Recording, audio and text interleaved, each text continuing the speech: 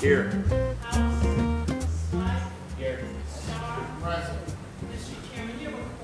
Thank you very, very much. The Health and Arts Committee will begin. Director Marbolis. Sir? Yes, sir. Anyone else to bring up? So I request, could we do our air quality accepting contracts first? Yeah, yes. Get them back to work? All right. I like birthday. Grab that one and grab this one. And then we'll get out of the way to support Birthing Beautiful Communities. And grab that microphone over there. There we go. Yeah, I'm gonna ask a question about environmental also. Okay, great. Oh, we got Cleveland. And then Sergeant West, yeah, will be here for the dumping. Clinic here. You got a second when we get finished with this? Because I'm gonna bring you guys up Cleveland Clinic. You know, Cleveland Clinic, I said this doctor, when I was dealing with cancer, I was very, very partial to them. I was in deep trouble. It was I was 3B colon cancer, and Cleveland Clinic came to my rescue, and I thought I was, I think it was 3B, you know, the next step was 4. Yeah. So Cleveland Clinic stepped in to help me and helped to save my life. With God. That's awesome. God guided their heads.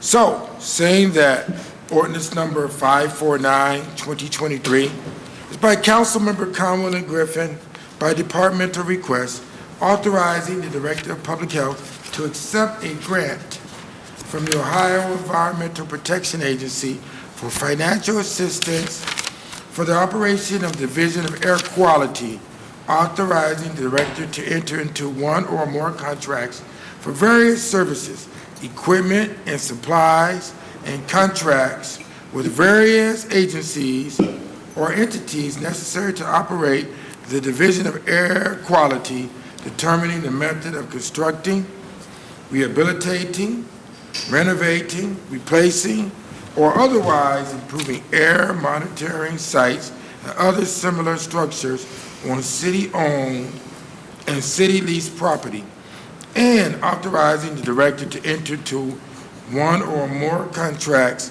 to constructing and the improvement and to design it. This ordinance number 549, 2023, has been approved by the Finance Director, the Law Director, and now it's being heard in the Health Committee. Director? Thank you, Chair. And we have 550 as well, which is another program for air quality. I don't know if you want to read that in as well and hear the summary about the same time, or we can do one at a time, up to you. Let's do one at a time. Okay, I know you want to do time management, but we'll do one at a time. We only have 3 pieces here, Director. excellent. I need a pen. Necesito bolígrafo, por favor. Okay. Great. So I'm here with our Chief of Air Monitoring, Brian Sokolowski, who will present this routine acceptance of money from the Ohio EPA. Yes. Thank you.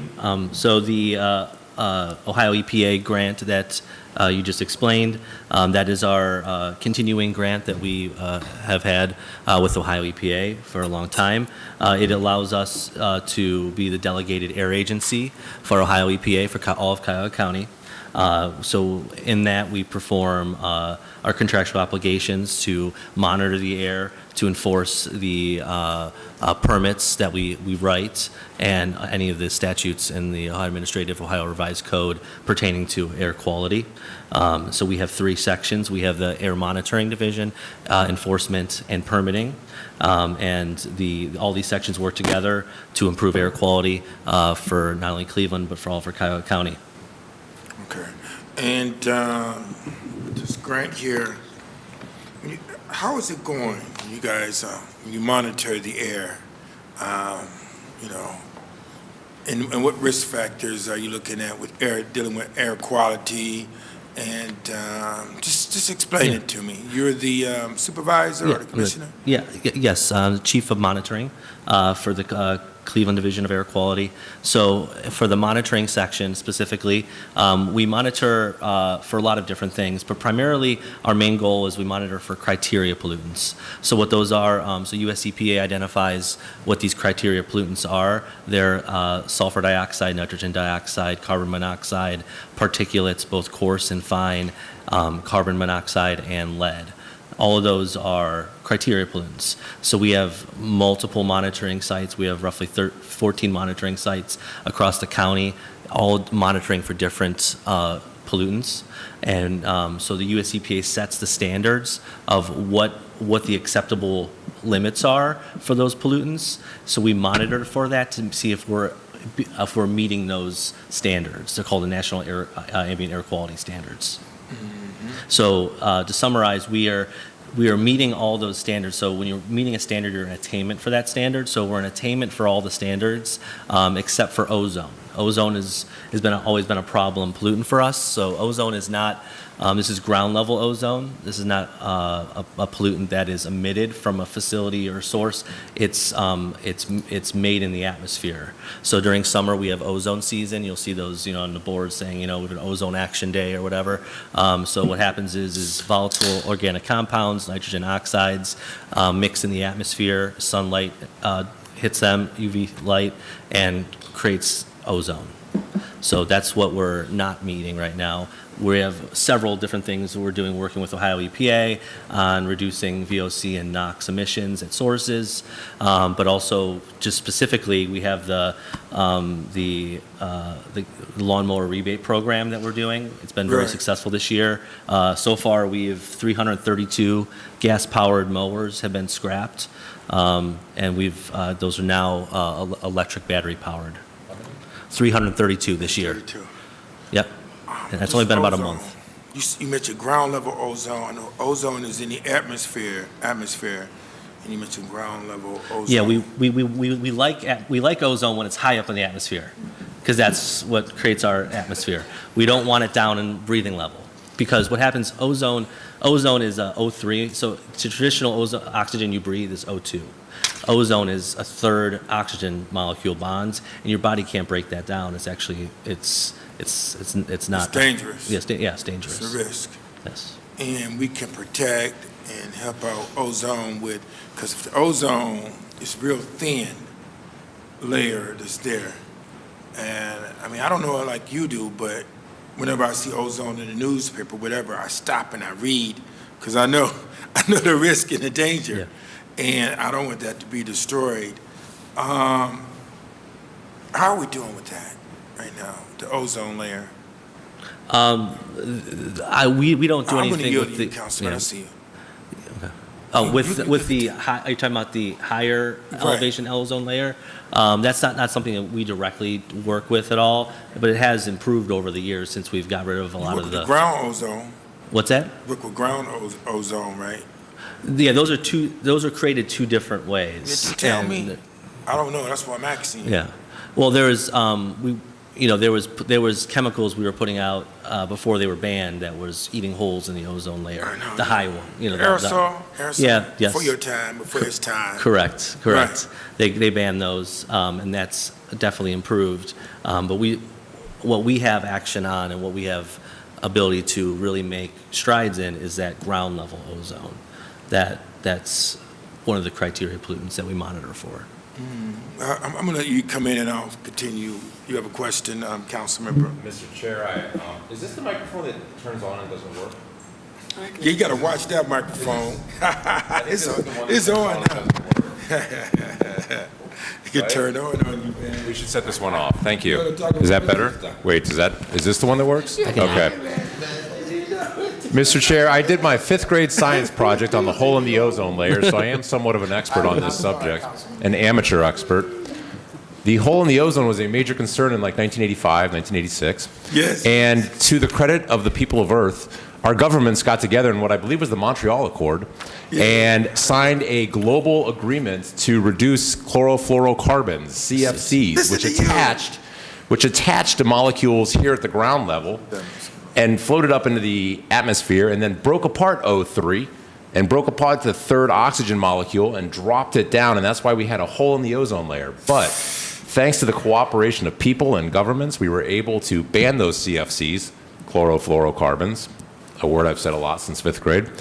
And it's evidence that we can, in fact, reverse some of the damage that we're doing to our planet if we try hard enough and if we work together. That's hard. I'm just throwing that in there for the audience at home, because I know that the room is full of knowledgeable people on this subject who already knew all that. So when you get ozone, if it's we affected, it can also affect our cancer rate, I think, right? With the sunlight, it protects us from the sunlight, from the cancer, which I think, I remember reading. Help me out with that. Well, yeah. When are you talking about like skin cancer from Right, UV right. radiation? Well, yeah. So the higher elevation ozone layer that's rebounded quite a bit since the 80s, since you were It's doing much CFCs, better. much better. Through the chair to the Yes, yes. So the lower ground level ozone that doesn't really protect with UV. It absorbs some UV, but it's it's the main thing with ozone is it blocks, because your hemoglobin, your O2 attaches to your hemoglobin, which brings oxygen to in your bloodstream. Well, the O3 also bonds to hemoglobin, but your body can't break down O3, which is ozone. So that's the main thing, is it restricts your body's ability to uptake oxygen. Wait a minute, obtain, you hear what he said about oxygen? Yes, Mr. Chair, which is essential for Big thing, the but yeah, like flow of your blood. So your respiration. You need oxygen, you need that. You like it's nothing, oxygen. You need oxygen Clean to and in high breathe, quantities. man. Yes. Yeah, so it's serious stuff. This is serious. Let me ask one more question about the, in New York, and some cities, they're banning, like you just mentioned with the lawnmowers, gas stoves, and I asked someone to look at it in our research 3 months ago, and they never brought me the research back to me at all. However, these gas stoves, where you at with that? For gas stoves particularly. Yes.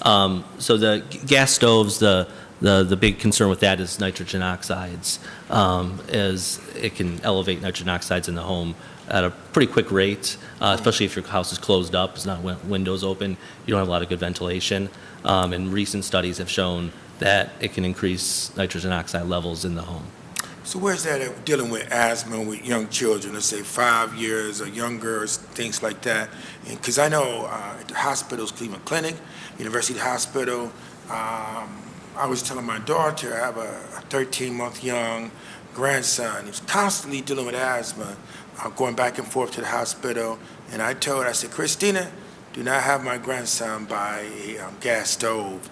And is it correlated to what I'm discussing with you right now? That's one of the many. There's a lot of different factors for asthma, but that can be a contributing factor. Absolutely, yes. We have the fine particulate, ozone, and nitrogen oxides are all irritants and also they exacerbate asthma occurrences.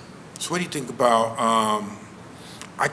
We can't write ordinance or legislation to ban gas stoves, but moving forward, maybe at some of the new buildings that we are building in the city, maybe to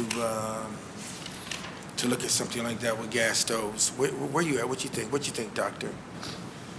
Well, through the chair, our last time our air pollution code was updated was 1977, so we're currently in the midst of 19.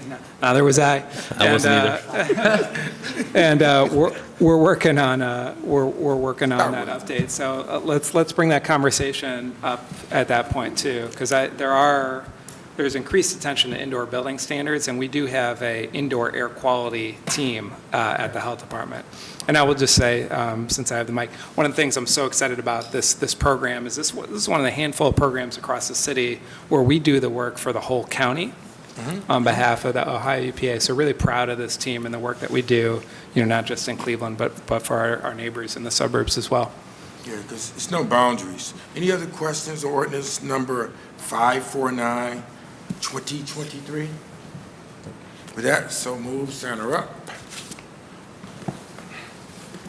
All right, let's move forward to 550-2023. It's by council members Conwell and Griffin by departmental request. It's an emergency ordinance authorizing the Director of Public Health to apply for and accept a grant from the United States Department of Homeland Security for a BioWatch program, and authorizing the Director to enter into various written standard purchases and requirement contracts for carrier services needed to transport BioWatched samples of the Ohio Department of Health testing. Ordinance number 550223 has been approved by the Finance Director as well as the Law Director. Sir, on ordinance number, Health Director, on ordinance number 550-2023. Thank you, Chair, and another exciting opportunity for us that we've been doing for quite some time on behalf of the entire county. I'll turn it back over to our Chief of Air Monitoring, Brian Sokolowski. To the chair, yes, this is a grant through Department of Homeland Security. The program that we operate is called BioWatch. We've been operating it since roughly 2002, every year. We operate a number of portable sampling units that sample for biological agents, and we do collection on those every day. So every morning, my staff goes out and collects at all these sites. They collect a filter. Christmas morning, Thanksgiving morning, we're sitting down. We have staff out collecting filters on the weekends and everything. So 365 days a year, we're out collecting filters. We bring those back, follow a very rigorous chain of custody, and those are taken down via courier to the Columbus laboratory where they're analyzed every day. So, you know what I would love, Director? If you were to, when you bring me back things, for example, this, you could do a pre and a post on it, because you guys evaluate everything that you do. Is that correct? Yes. And so I hear you narrating to me, but you never ever bring me back any of the evaluation or how you're looking at to get to our objectives. Director? Through the chair, so this is a large federal grant, and so we definitely report out outcomes to the funder. Mm-hmm. And some of those are confidential because of the nature of the work, but certainly for the Ohio EPA grant and this one, I mean, there's a lot of outcomes. In fact, if you look at any website or air quality monitoring index for our region, that is the result from our team's work. So anytime you get like the warning of like high Ozone, particulate. right, Yeah. pollution That's coming index, from that our- sort of thing, that's our team doing their work, 365. So you can't talk about the process, how you collect to reach to your outcomes because it's federal. I guess that depends on your specific question, Chair. You could bring something to show an evaluation process. I mean, you monitoring air quality for the residents in the city of Cleveland, and this is how we do it. I mean, you're narrating well, but you won't show the evaluation of it. That way we can understand it better. You think? Yes. Well, we are, Chair, we're constantly audited on all the different things that we do. We're audited by the state for Ohio EPA grants, the feds for the federal EPA for EPA grants. We're audited by Homeland Security. Every 3 years, they come and do it. They have an independent person come in and look at our program. So, like, we are constantly being evaluated on our performance. We have report outs, and we consistently score very high. We do a very, very good job. So in our very high programs. meaning what? From 1 to 10, when you say very high, you meaning what? That means nothing to me. Yeah, no, Tell me what it is. we have very few findings, if any, recommendations on how and what we need to work on, or we just had a technical service audit this past fall, and we excelled at that. So that's for the whole Northeast Ohio. US EPA comes in and goes through all of our books. They go to our sites. they look at everything, and we only had very few findings for how many things they looked at. That's a good thing. Yes. You know what, Director, what could help us out? You're doing a strategic plan, is that correct? Correct. We went over it during the budget hearings, absolutely. Right. How's that going? Good. Okay, and you're going to show it to us when? You think it's September, the third quarter, or what? Through the chair, we shared it with you, and during budget hearings, we went through it together, and we will continue to go through it because it's a 3-year strategic plan. Okay. You know, what I would like to see,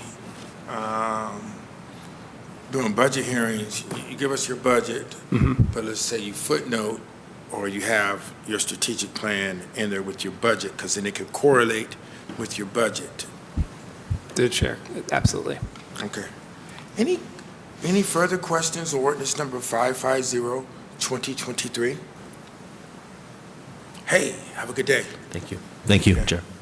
Director, before you go, Yeah, I'll hang out for Birthing Beautiful Communities as well. all right, in the environmental also, that department always gave me problems in the summertime. We give a lot of our colleagues problems. Residents call us about trash and debris. We don't see citations or any of those kind of things. But the residents I mentioned to you, they don't know you, but they know Councilmember Chris Harsh, they know me, and they know Councilmember Starr, and they blame us if we don't execute on that. Through the chair, so Public Safety is going to give a presentation about illegal dumping. As far as citing trash and debris, the bulk of that work happens through building and housing. Yes. Public health, and we want to get away from folks calling each department with the same concerns, and so we're trying to So we'll talk streamline. about it later. Yeah, we're trying to streamline everything, so. And you're for the legal dumping, right? Yep. Okay, but I'll get you last, probably within a half an hour or 45 minutes. And that would be cool beans. Let me do Birthing Beautiful. It's one of my favorite organizations. Who's here to represent? Hey, I really dig your name, man. Everybody know her name? Jasmine. Jasmine. We were playing some jazz yesterday at the Democratic event. My jazz band. How y'all doing? Long time no see. Cause you guys, yeah, you're, Oh, man, no, Dan. doing good over here. Yeah, we like it. Yeah. Welcome, Jasmine. Michael, oh, yo, what's going on? We got everybody at the table, okay. Yes, I don't know the young lady. Can you guys say your name? But I've said yours quite frequently. Michael Bowen. Sir. For Michael, going on to Chris, can you guys tell them? Yo, you want me to start? Oh, okay. Mike Bowen, attorney Calfee, Halter, and Griswold.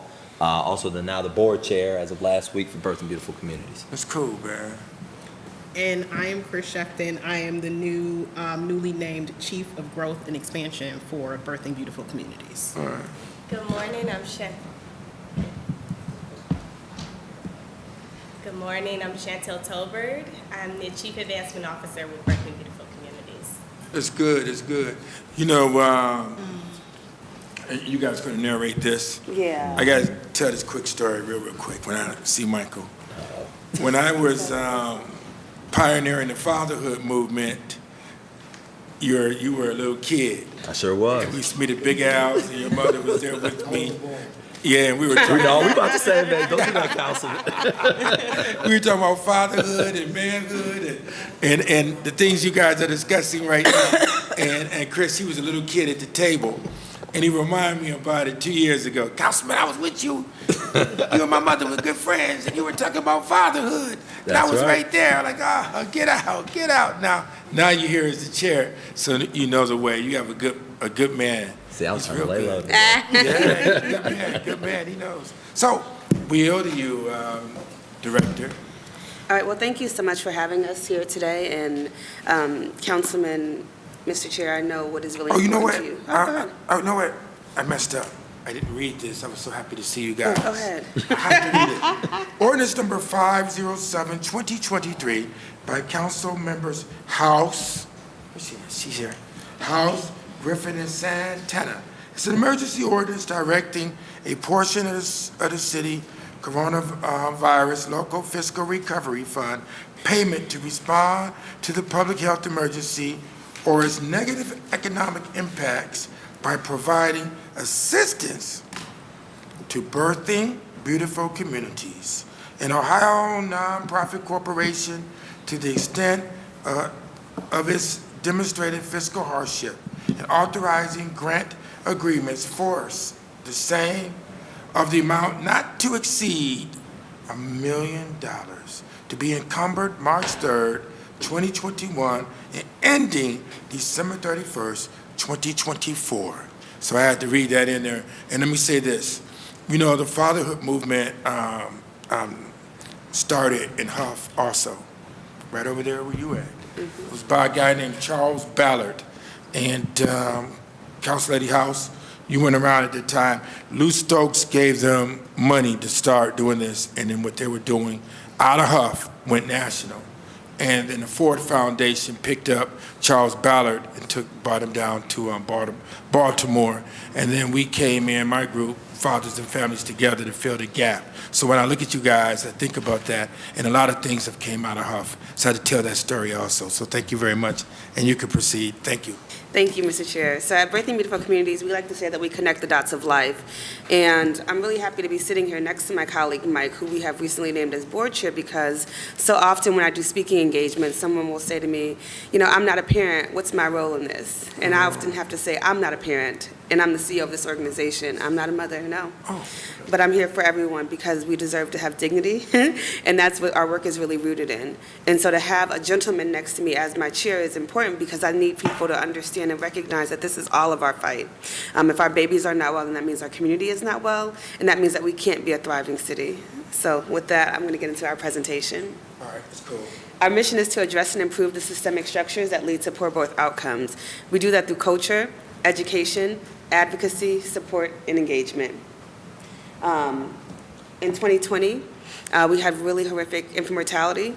Of the babies that died, 73% of them were African-American babies. And during the pandemic, maternal mortality rose by 33%. And so we know that we continue, that's national, but we know that we continue to have a problem with infant mortality. And I did provide you all with a supplemental piece of information from director's department that shows that our mortality for moms and babies did not get better during the pandemic and that we still have a lot of work to get done. And so how do we do this? By addressing toxic stress and trauma, food insecurity and nutrition, addressing a lack of education around birth, supporting through postpartum, providing pregnancy support, of course, transportation, addressing the history of breastfeeding trauma, and by also talking about a lack of medical understanding. So who are we? We are birth attendants. So you might hear the term doula. Councilman House was at the state when we started fighting for House Bill 142, which may pass, fingers crossed. But essentially, we provide social support to help clients from anywhere from 8 weeks pregnant until the time their baby is 1 year old. And for teen clients, we actually stay with them from the time that they're pregnant into our program and until the time that they're able to graduate high school. We want to make sure that their baby is not a barrier to their success. And so we provide full-scale wraparound services. We provide a safe space for women and their families. Councilman has been on me about the dad's piece, and so we do support fathers, and we partner with other agencies to provide the full-scale services, because I should note, like, we are 24 or 5 full-time staff Black women, and then about 40 some odd doulas who represent the organization, and so we can do all we can do, but we need men to be a part of the program to help support the dads who are going through their own type of challenges as well. That's true, that's true, that's true. And so our organization, a traditional doula may or may not be certified, may provide some postpartum support. All of it is for a fee, right? Our organization, we train our doulas with up to 80 hours worth of training. They live in the community. They have cultural humility and empathy. They provide perinatal support, like so full wraparound services, pregnancy, postpartum, and then after if needed. We provide education and parenting courses. We encourage and assist with breastfeeding. We have several certified lactation counselors, including myself. We help clients with self-sustainability and providing continuous management around stress. So we know it's toxic stress that causes poor birth outcomes, and so we're ensuring that our moms have the tools that they need to be able to combat that. Again, we know that infant mortality and maternal mortality, 80% social determinants of health, 20% clinical. And so we're there to be with that mom. So each mom gets a perinatal support doula. We have classes 3 times a week. We have support groups that are entitled to help women be able to have what they need to be successful, in-house lactation services. Because sometimes you can imagine, like, just taking one extra step might cause a client to not want to get the help that they need, just having to go one extra place. So we really try to provide everything that they need in-house. And so again, we have our wellness network, which I will touch on, which is a network of 37 African-American grief recovery specialists, lay people, clergy, and licensed therapists who provide both grief recovery and counseling to families and people who are in need in the community. And that's actually a community service that we provide to anyone who is in need of grief recovery, nutrition and wellness, childbirth education, the teen program, labor and support. We are the only program in Northeast Ohio that attends the labor and delivery. And I think that speaks to why we have the incredible birth outcomes that we do have, because we are in that labor and delivery room when a mom goes into when she goes into labor, and we're supporting her and her family. Check the father there as well? Correct. Yeah, so that was one of the challenges that we had out of COVID, was that, we are supposed to be in the hospital, but with COVID, you couldn't really be in the hospital. And so we really had built up a reputation, partnerships with the healthcare systems that was really fractured because of COVID, and we had to be there virtually, which was, of course, challenging, but we still didn't see a single death of a mother or a baby during that time. And when we saw that 33% was up in the nation and we didn't have that in our organization, I think that speaks volumes to even just having someone there with AirPods or having someone there via Zoom or FaceTime. It was still impactful because we're able to say, we would have some people saying, oh, who's on the phone? And then when they would hear it was a BBC doula, oh, okay, then they would kind of like straighten up. And I mean, I hate that, but I love that people recognize that we are a trusted source in this community and that our clients and all the women that we will serve deserve to be treated with dignity and respect. So we were there with the fathers, sometimes it's grandma, sometimes it's sister, whoever that person is there. We're really there to be a support system for whoever's in that room to take the load off of them. That's a good outcome. So our wellness network, this is again our one-to-one crisis counseling, grief recovery workshops, peer support, and benevolence. So infant mortality does not take into account miscarriages and other types of loss, so a stillborn. Infant mortality indicates that a child took a first breath. And so we're there for women who experience all different kinds of losses, families who experience loss, in our community, folks who experience loss around violence. We've been working with Chief Pryor Jones on that as well, to really be a support system, to have culturally humility and care, and folks who look like the community be able to provide services so that people feel comfortable enough to actually address their grief and to actually be willing to receive counseling. So I don't know if people know this, but we actually attend the labor and delivery for every African-American woman who is incarcerated in the Cuyahoga County Jail. We call this program Birthing Unchained because these women are not shackled. There is no guard in the actual labor and delivery room, and they're able to have a birth with dignity. So you might hear me say dignity a lot of times. That's what our work is solely rooted on. We help those moms after they deliver. If they want to breastfeed, we help them with storing their milk. We help them with breastfeeding pads, anything that they might need to actually keep their milk supply up. And then if there's a need, we help them transport the milk to whoever has the baby. And be able to provide wraparound services for that family member. Sometimes they don't go to a family member, sometimes they go into the system, and we're there to provide support for the people who take them as well. So we really are there to support them and to ensure that they have what they need and that they're able to have, again, a birth with dignity, and that they're able to be with their baby for as long as possible. And this is in partnership with the City of Cleveland's Mom First program. This is a national model. We actually go all around the country speaking about this program, and we've been doing it for 2.5 years now, and we're really proud of this program. It really means something. Jazz, can I ask you this question? Yes.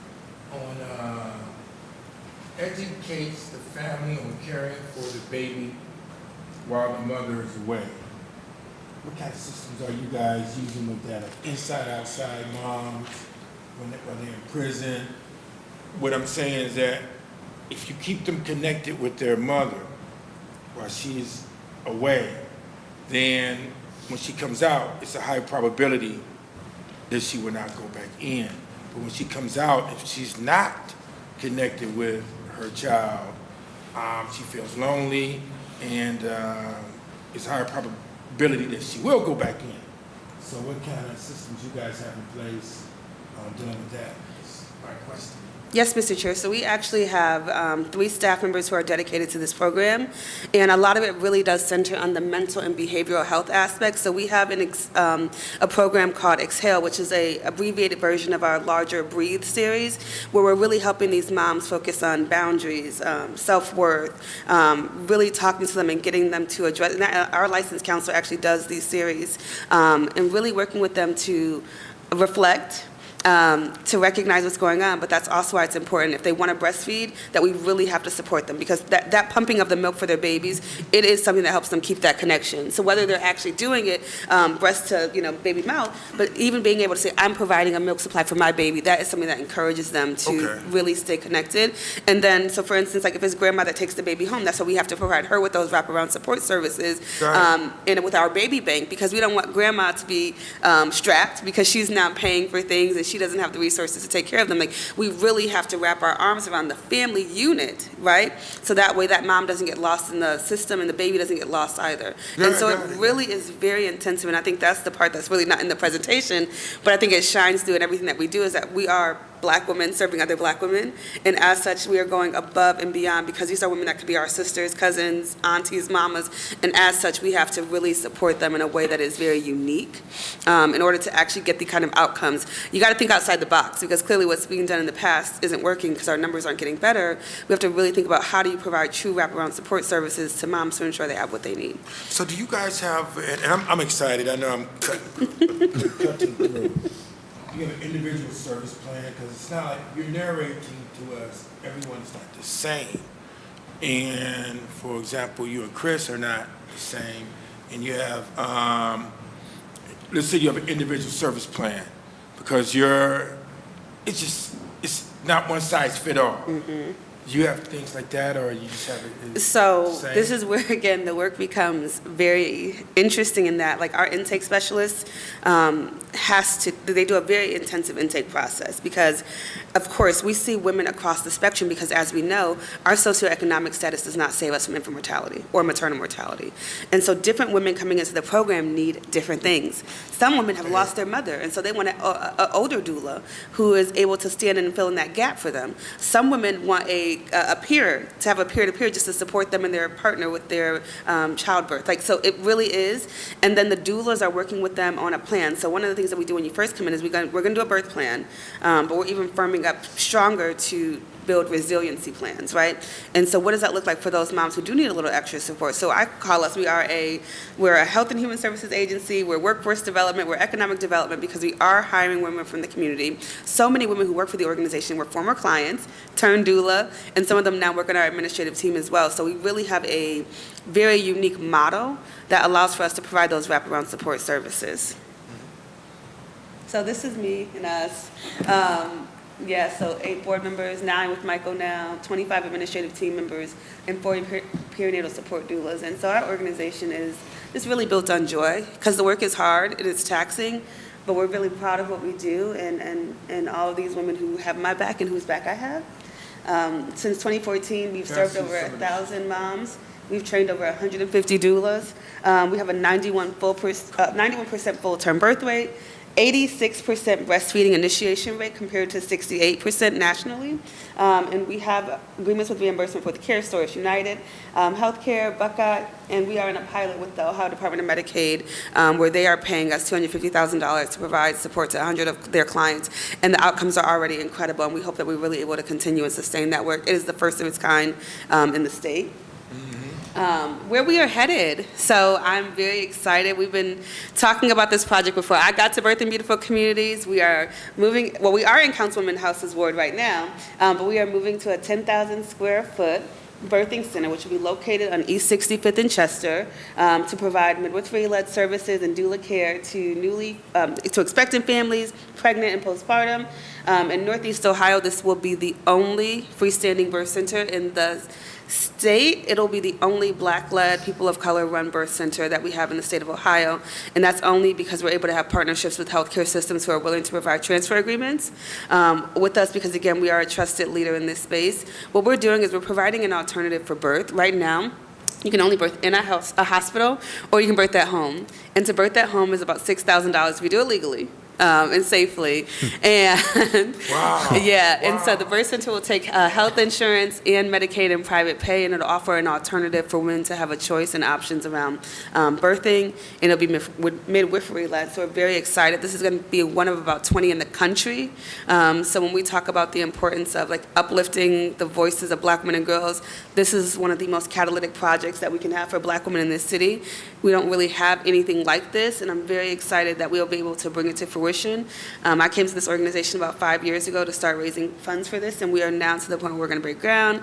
We just brought Chris on in-house to really help us support the development part of this. I'm not a developer. I'm not a real estate person, so she's going to help us really lead the process, and we're really proud of So how you what we're doing gonna with your do. capital campaign on that? So where you at?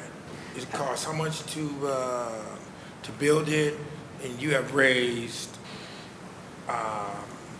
what dollars? How much We're about a dollars? quarter of the way through. It's a $9 million total build.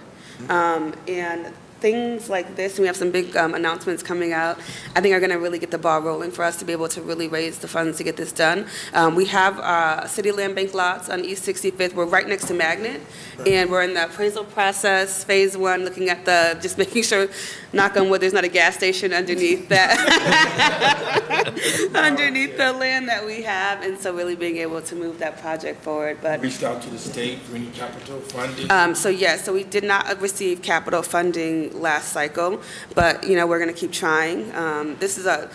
This is a hard project for some folks to get behind, because even though this will be available to everyone, essentially we're going to the state and advocating. This is a Black woman and Black community issue, right? Our Black babies are dying, and Black women are dying in these systems, and so it was really hard. We didn't get capital support, but it looks like we're likely to get operating support this time around. And so I'm going to go back for capital support, because I think that we're able to have the conversation. If you're telling me this is a pro-life state, then our babies have to live. Right, And using right. that argument to say, like, we have to support this project, we have to be supportive in Cleveland, right, when this is the worst place for Black women to live, work, and play, we have to make some changes and do things that really allow for us to thrive, and not just to survive, because we survive every day. But we need to thrive, and we need to have joy, and we need to have something that we can belong to, and that's ours. Yeah, that's true. So we'll go back into capital dollars. So we are also in line for some new market tax credits. We do have an allocation, which we're very excited about. We're going to be going after community, public, and private foundations, and of course, individuals. And that's it. Thank you. I'll take any You reached out, questions. you talked with the governor yet about it? I mean, he should be open to it. You talked with the governor? So we did this time dollars. around for operating. The last time this is when Councilman was there, the last time we did not go, we do have a lobbyist. And I think I don't want to say we made an assumption that people would care about babies. There was kind of an assumption that this is a no-brainer. This time we really, really, really went hard.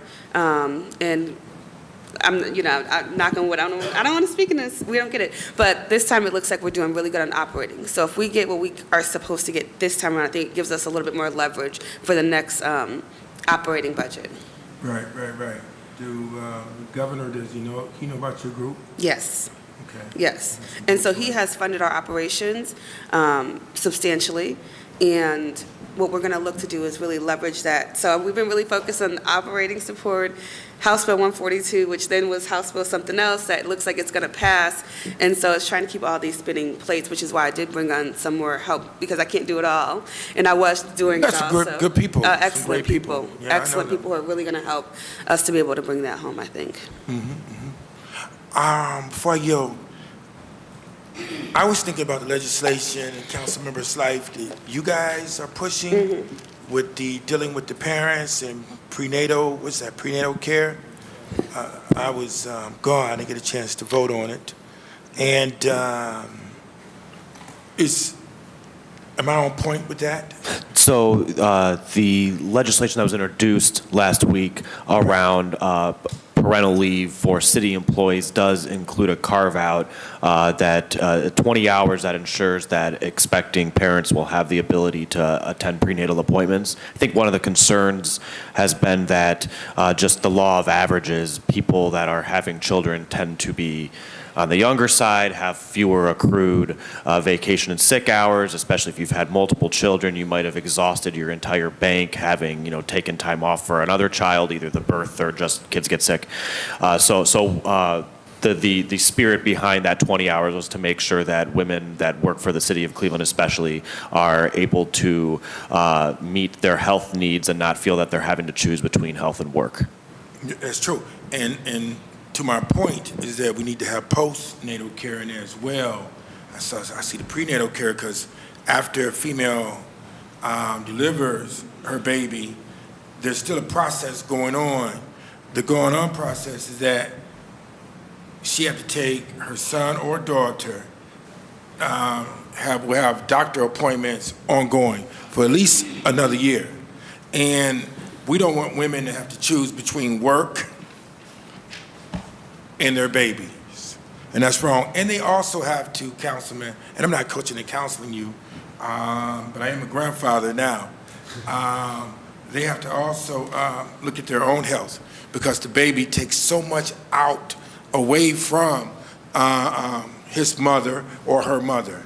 And so we need to look at, when we look at the legislation, when it comes before us, we need to look at prenatal care as well as post care. And I think that you guys are the experts.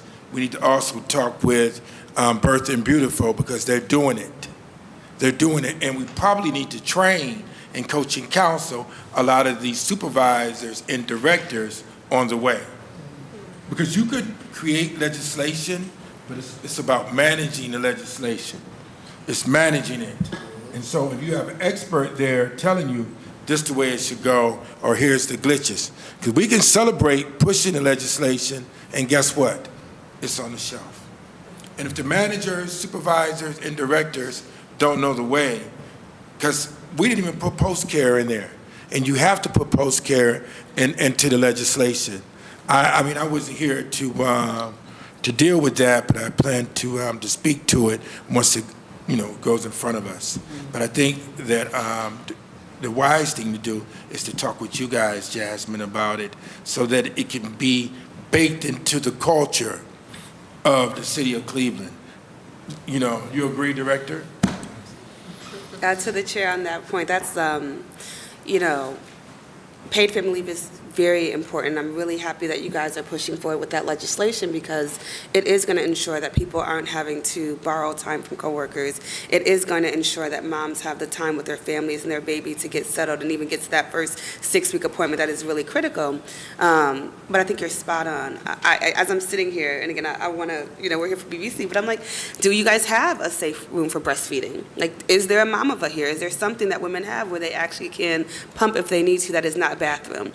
And so we can take that offline, and I would love to talk with you all about that because if you're scared to exactly, if you're scared to take the time, what does that mean as well? And so there's a lot of things that happen around that, but it's all about culture, and it's really a lot of this work that we do is rooted in like really shifting what has been and what it's been, like really focusing on like doing things a little differently. So we can certainly talk about that offline. I'm happy to provide any support on that. And we did sign off on that as one of the community organizations. I wrote an op-ed about it. I think it's really critically important. Yeah, so and it sets a tone. It does set the tone. So it's a great piece, council member. It's the beginning, and I'm glad you championed that. I look and I smiled. And and he's a great father. He's always exposing his son to an art museum, natural history museum, and the key is exposure. I don't want to take up all the time, especially talking parenting and fatherhood and childbearinghood, all of that stuff. And matter of fact, you had me to speak, what was it, 2 years ago? Last year. It was last year? Mm-hmm. Okay, with the organization, and I'm there 100%. So I yield, Council Lady House.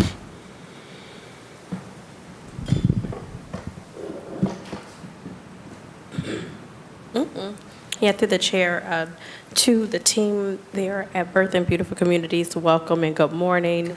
I'm very excited to early sponsor this legislation, not only because it is a Ward 7 grounded organization.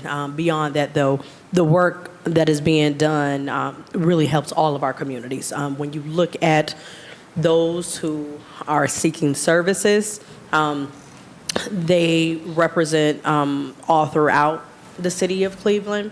And then if you look actually additionally, as we are looking to address the infant mortality rate here in the city of Cleveland, if those who have not taken a look at the map that was provided by the public health, it tells a story and understanding. And that story that is being told is that still historically, from policies from yesteryear are still having real impacts in people's daily lives in Cleveland.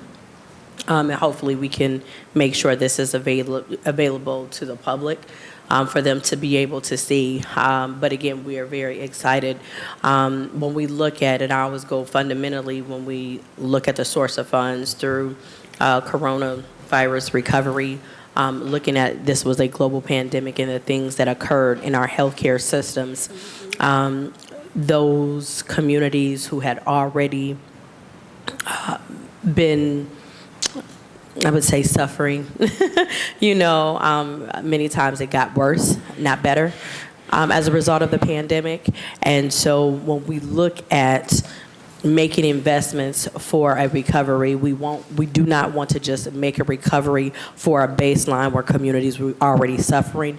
We want to make strong investments that will make sure that our community will be able to live a wonderful, prosperous, thriving lives in the city of Cleveland. And I know that this investment will prove to be just that.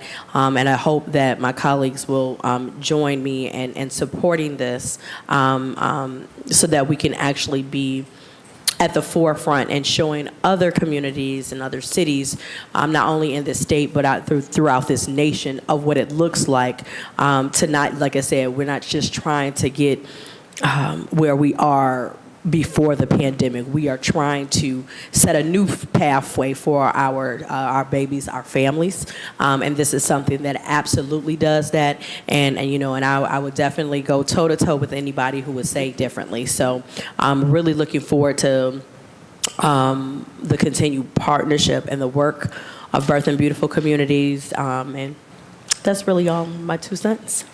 So thank you so much. Thank you, Councilwoman House, for definitely giving a great dialogue. And from your words that you used today, we can tell that you've been working with Ms. Jasmine and doing different things to make sure we have a right program. And the point that you brought up, that you made through your comments, is we're not trying to solve the problems that COVID put us in, but we're trying to solve some problems that was there before COVID even came, and that is something great. I definitely want to open it up to any other colleagues. Do we have any point? Anyone else? Councilman Slife, you have the floor. No, Slife, is it Slife? Did you, or was it Harsh? I'll say I have been enjoyed working with you, Jasmine, over the years, and eager to continue supporting this work. I guess the one question I will have, maybe this is for the director because it's on the administration side. Is this ARPA or is this the recycled ARPA? Through the chair to Councilman, it's ARPA or recycled ARPA. The nuance for the listening audience is there's ARPA money and then there's general fund money that becomes available because of ARPA. And the only reason I'm asking is given the timelines of ARPA spend down and knowing that there's additional, capital projects, I want to make sure that we're thinking about timelines and not putting you all in a position. I think it's ARPA. Okay. ARPA, yeah. Yeah, But in the legislation. 2026, we got this. Okay. Yeah. We're going to get it done. So. All right. Thank you, Councilman Slife. Next, we do have Councilman Harsh. Thank you. Through the chair. This is a wonderful program. I'm happy to be in support of this. No worries about that. My wife and I had 3 children, and we had them at 3 different hospitals, and we had 3 different experiences because of that, because the people involved are very much a part of the experience. And one of our experiences was absolutely fantastic. The people were wonderful. We loved them. We would go back there again. It was actually Metro Health. Other experiences, not so much, right? Because the people involved are very important to this. So I completely understand where you're coming from on this and why this is important. You have my full support. I had one quick question. I think you answered it basically through the chair to the director. You said this is not your first request, but the first one was for operating expense, and this is for the capital. Is that correct? Okay. That was with respect to the state of Ohio. Okay, through the chair then to the director. Is this your first request? Because I recall having you at the table last year. Is this your first request from City Council? Yes, For capital or for anything? for anything. Oh, I thought I could have sworn through the chair to the director. I thought we had this conversation, or we just had this conversation in preparation for this day. Through the chair. This is my first time presenting for Birthing Beautiful Communities. Okay, I could have swore you were at the table before, so maybe I just mistaken. I'm very vocal, so. Maybe it wasn't the table, something else. Then through the chair, my only other question is, do you get medical reimbursement, do you get insurance reimbursement for medical care, for the services you provide as well? Through the chair, so we've been advocating and lobbying for House Bill 142 for about 3 or 4 years, maybe even longer than that, to be honest. I've been here for 5 years, and right now doulas do not have the code that allows for us to receive reimbursement for our services. So no, our services are not reimbursable. However, we do have contracts with about 4 managed care providers right now who provide us pay directly for our services, but we are not Medicaid or private insurance eligible. The birthing center will change that because we can then build that into the birth fee, but right now we are not eligible for reimbursement. Okay, got it. And Well, Councilwoman House can probably speak to this more than anyone, how hard the fight has been for that bill. Okay. Well, you have my full support. Thank you, and Godspeed. Thank you. Hey, through the chair, I just want to add one point, going back to something that Councilman Conwell mentioned about the advocacy part. So as we move forward and we look at capital budget and advocacy, some of you may or may not know that's what I actually do for my full-time profession. This support and Cleveland City Council's support is going to go a very long way as we go to Columbus and try to advocate for those capital dollars for this project. So I just want to put this kind of publicly on the record that this support is going to go a long way, and that's been told to us through the governor's office, through the legislator, the whole nine. So I just want to go on the record and say that as well. Councilwoman House. The reason why, again, and I think this is one of the things that has come up many times in Columbus as we talk about this, but in generally of having a real strategy, because one of the things that is looked at is your own government supporting you, not just in words, but with dollars. So as many people may be going to try to get leveraging of operating dollars, and I will say, the state, but also federally, other entities, it's like, why would we put in dollars if your own people haven't put in dollars? And I think we need to be much more strategic and purposeful in our work to make sure we are truly leveraging dollars. We know that money is tight.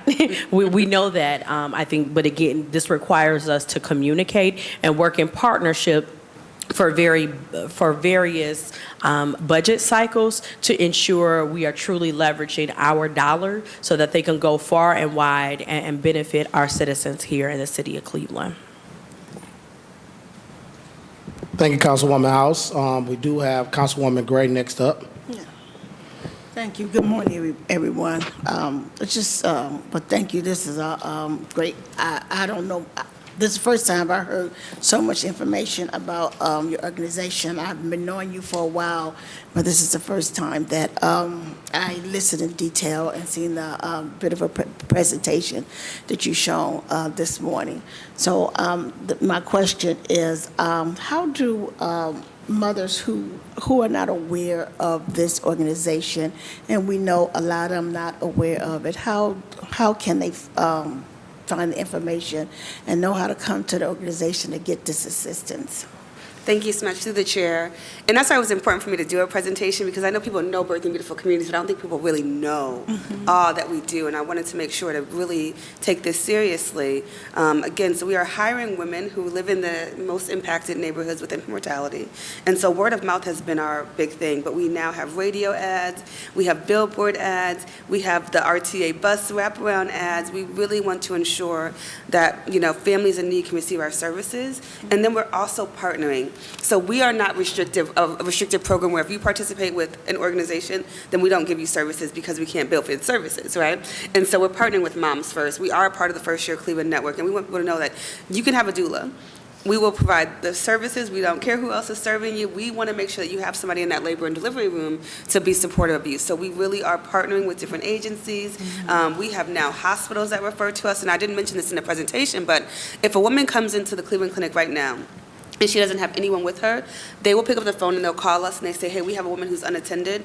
Can you send somebody to be with her? And we will send someone to be with her. And the healthcare systems know that we are there for women who are unattended, who are by themselves, so that we can be a support system. So there are many ways that folks can find out about our services. We do have all social media at Birthing Beautiful, and we have our website, birthingbeautiful.org, where people are now, more and more African American women are becoming aware of the infant mortality and maternal mortality crisis, sadly. And so people are Googling resources. More people want doulas, and so we are probably one of the first things that will pop up in the city for doula services. Oh, wonderful, wonderful, great information. And secondly, when co-chair to director, when our chair, Conwell, asked about the postmortem, Pardon? how long, when a mother, when a mother deals with that, how long, does she get the help after that? Because that can last for a long time in various stages. So how long does she get the system, with that? I'm only going to have an example because a lot of mothers struggle with that and tends to have serious problems with their, with their babies. Sometimes they neglect them, or some other relative has, as you had in your presentation, has to care for that child per se. So, and then sometimes in some incidents, the babies are end up dying in mother's care because they don't have that attendant care, ongoing care, because they are dealing with so much. So, do you also deal with something like that? Through the co-chair, yes. So we actually stay with moms for at least a year postpartum. Okay. If there are extenuating circumstances, we will stay, and if they're a teen client, we will stay until they graduate high school. Okay. But we are providing that wraparound support service, which is why I'm proud. I mean, next year we turn 10 years old as an agency. We've served over 1,000 moms and families. We've never had anything like that happen with any of the families that we serve. So we know that the services are impactful because, again, so many times I have professionals come to my office for meetings and they're like, I've never told this to anyone. I've never said this. The women get so close with their doulas that they're sharing those things, that they're letting them know. Last year we provided $117,000 in rental, mortgage, and educational support services to the women that we serve and their families. So we are really there to provide whatever they need so that they don't feel that helplessness, hopelessness, and that leads to those kind of negative things happening. Okay, all right, thank you. Thank you. And the last and final question, co-chair to the director of the name doula. Where you get that from? Okay, It's see, now don't give appealing. me the line through the co-chair. I know, now, you got me, because I get on my team if they don't answer certain things that I can't. But I know it's like a Latin word, and it's like to care. Like doula means to care. The director might be able to look it up, but it's... Ooh, you got me. I usually have an answer for everything. You got me today.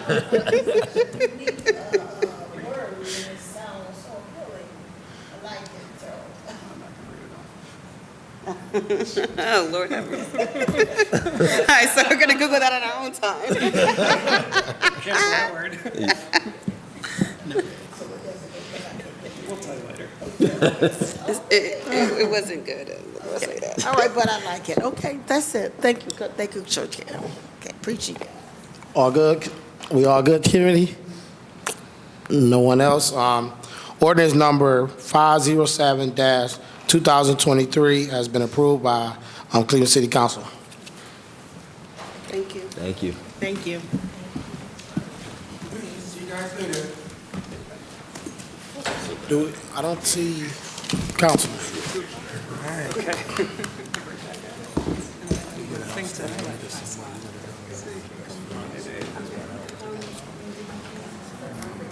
okay, good. Let's pick up. Come.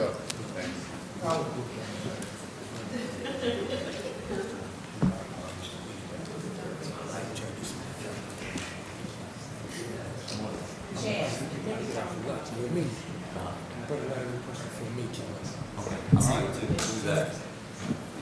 Got a legal dumping? It's fantastic, man. You got a legal dumping, don't you? Yep, illegal dump. Let me bring it. I was asking a question. Got a legal dumping. So, I support that 100%. Before we get to illegal dumping, I'm gonna bring up, Cleveland Clinic real quick, and then we, illegal dumping. Kim? And then we hit illegal dumping. You want me to wait till they come back in To, to say what I gotta say? You want me to wait for the rest of the people to come back in? no, we'll move forward. I just want to hear from you, because we're not voting on anything No, right we're now. not voting. Right, so. All I'm asking to do is help me save lives. Well, that's very important. That's not new, huh? Star, you did great, man. We're watching you. You did great. You know, one of the things you have to do, Star, you be a fantastic chairperson. So you sit back and watch. You do what you do. It was great. Kim, narrate to us, you're here for with the Okay. Cleveland Clinic.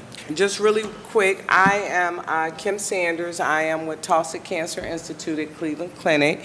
I work for the institute, the Cancer Institute, and we have an excellent program for underinsured and uninsured individuals to get them in for cancer screening. I know you guys probably know that over 27 million Americans have no insurance or are underinsured. And it affects so many people that we come in contact with every day. I hate seeing people die of cancer because it was caught at a late stage, and I see it every day. I see women come in, they've had a rash that they've had for months, but they didn't come in. By the time they come in, it's in a late stage. Why did they not come in? For insurance reasons, financially, barriers, transportation, child care. Those are the barriers that my department, is their job to break down those barriers and get people in for screening. Councilman Conwell talked about the colon cancer. We get people in and we get them screened. We get you through the process. It's all about access. And anytime I have an opportunity to come out to speak to you all, to speak to your residents, I want to be there to let them know that these services are available. That's the problem, that most people don't know they're available, and they surely don't think that they're available at Cleveland Clinic. But they are. It's our job there to make sure people are getting in and getting screened. We see so many people on a regular basis that come in with colon cancer, and it's a very late stage, and they didn't come in and get screened early. We're finding that they just lowered the age to 45 from 50. I saw that. And looking at lowering it even more, because we're finding even younger people are being diagnosed with colon cancer. And so, but it's a cancer that is definitely almost 98% curable if you get in time and you get your screenings and you get all the care that you need. So what I'm going to do is just leave some of my cards here. Is that okay? Oh, yes, You yes. all can contact me. You come in contact with anyone, any woman that mentions she needs a mammogram and she's 40 and over, and even if she's not 40 and over, because there's, it runs in the family, or there's different reasons, because we know women under 40 get breast cancer as well. And so I just want to make sure that you all know at any time, please reach out if you want me to come out and speak. I have a whole team that does this, that provides access to care. Okay. You know, Kim, with colon cancer, my daughter, Christina, best friend, passed away from colon cancer. And guess how old her best friend? She's 27 years old. Wow, 27. 27 years old. And, she'd had a medical care with colon cancer. And, I had a friend that I was working with that died. This young man, 38 years old, passed away from colon cancer. I did something bad. 2 weeks ago, I was supposed to wait for my 6-month screening. I blew it off to do some other work. but I go tomorrow. Okay. And I'm open with it so people would know. Yes. You know, and early detection is the key. After the colon cancer, I didn't go for my screening. And when I went for my screening, they found out that it tried to go through my pancreas. Wow. We had to catch it. We had to catch it. So this stuff is really is serious. It is. It's very, very serious. I go tomorrow, so I've been stuttering now because I'm thinking about it, and I got to be there at 10 a.m. tomorrow morning. All right. So you have to go. You You know, do. as a council person, let me say this, as a senior council person, to my colleagues, one of the biggest thing when I got on council is how do you manage work, home life, and your personal life?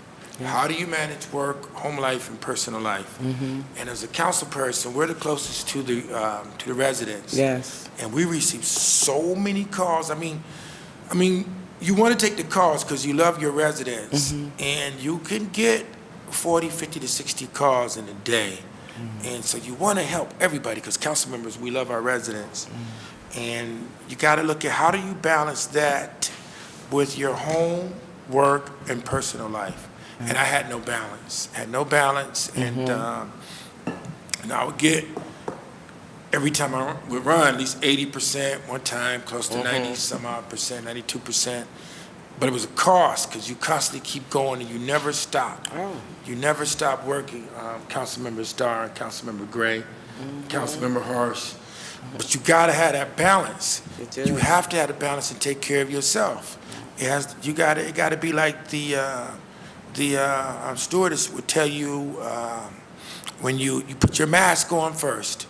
You got to put your mask on first. Absolutely. And if you don't, some other things you might aspire to be, Councilwoman House, you can't because you can't take care of yourself. That's right. And this is what I saw. When a lady told me at Cleveland Clinic, my doctor said I had cancer. I didn't hear anything. All I heard was like the Peanuts to me. The Peanuts of Charlie Brown, which you don't know about, Councilperson Starr. The lady went, whoop, whoop, whoop, whoop, whoop, whoop, whoop. She said, "Do you hear me?" I'm like, "No, the only thing I heard was whoop, whoop, whoop." Right. So I went in the back room, and I went to the to use the restroom, and I sit down and I cried. And you know what I saw, Councilmember Harsh? I saw weddings. I saw baptismals. I saw the meaning of Christmas. I saw the 4th of July, all these things for family gathering together. And I said, I won't see it anymore. So you have to take care of yourself. And then what I saw going through this, it's not about you, Councilmember Harsh, or Councilmember Slife. It's about your family. It's about your family, seeing your loved ones. And everybody that have to deal with this, and you tell your friends, you take this card, and we bring in Cleveland Clinic to talk with them, because early detection is the key.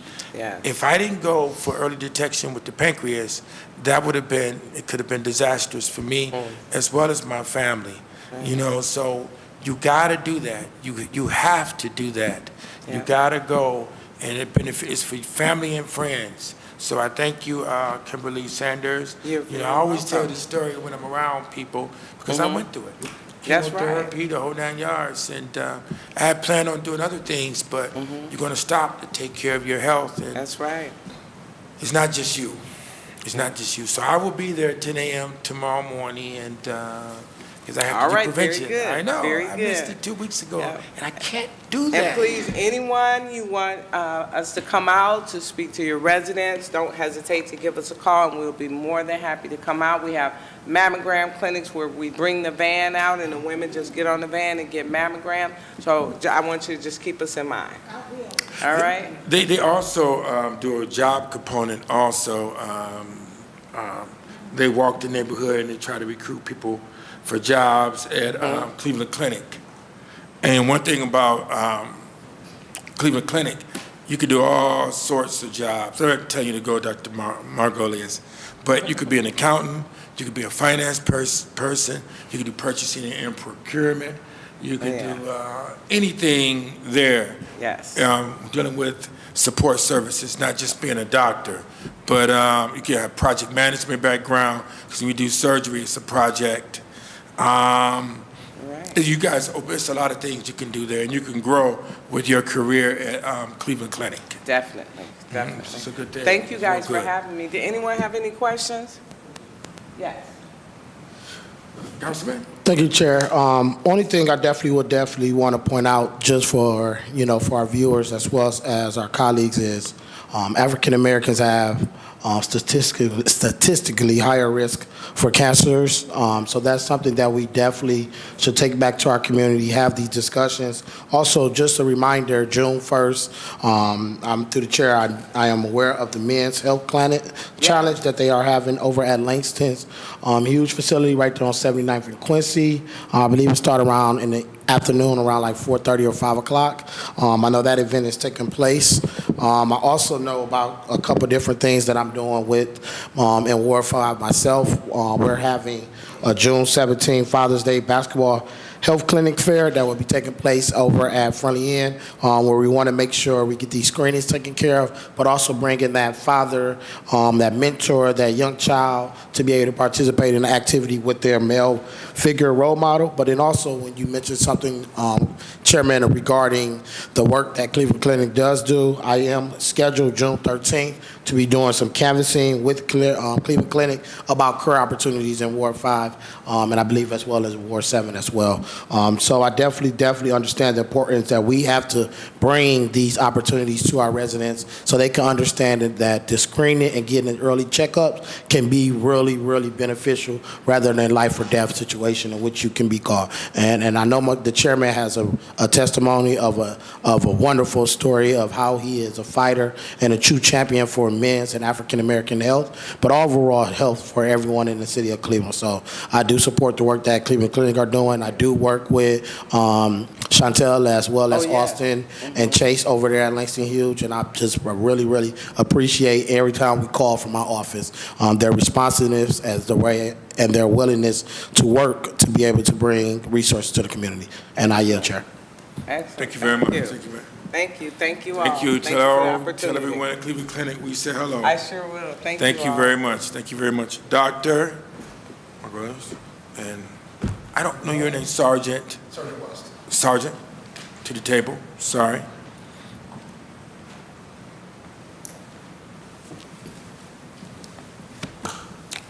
I want to say this to our committee people also. We have we're going to the county on the 31st of May. You'll get an announcement. It's at 1 o'clock. There's an issue at the airport also in dealing with homelessness is starting to increase. Some of the people are going to the airport to stay. And what we're looking at, and I mentioned it to Dr. Margolius, that the county, we're going to discuss this on May 31st with homelessness as well as with the airport, because they're over the social services on how we deal with the homelessness. We can't just go in there and arrest our way out of this problem. And you were aware of it, Doctor, and they're at the airport. Yep. And they're staying there, and you might pass by when we're ready to leave. You think someone is just there sleeping, but we have a homeless problem at the homeless issue. I don't want to say problem. Homeless issue at the airport. So we're going to do a joint hearing on this issue with the county and see how we can get some help dealing with this issue. Not problem, but this issue with homelessness in the airport. And so you'll get an announcement. I'll give you some phone calls to remind you, because we never held a joint hearing. Well, we did some years ago, but it's a joint hearing with the health committee, with the county, and us, the health committee with the city. You received your notice already, right, Doctor? Yeah. Mm-hmm. Okay, good. Looking forward to it. How great do you think that issue is at the airport and other places? Through the chair, it's a big challenge in our city. I would say 200 to 500 people every night are unsheltered homelessness. So not in one of our shelter systems, not in one of our institutions to help. And so, 200 to 500, folks see it, but it is solvable, when you compare our numbers compared to other cities on the coasts. So it's a big problem here, but it's, I want to definitely keep it in scope, and we'll bring this on May 31st, that it is solvable if we work together. So, But we need you guys to be there. Councilmember Starr, Councilmember Gray, Councilmember Harsh, Councilmember Lady House, and Councilmember Slife, and the county, because that's what they're charged with doing. And so we need I can't bowl alone on this issue. And you and I had a discussion about it, and even at our airport.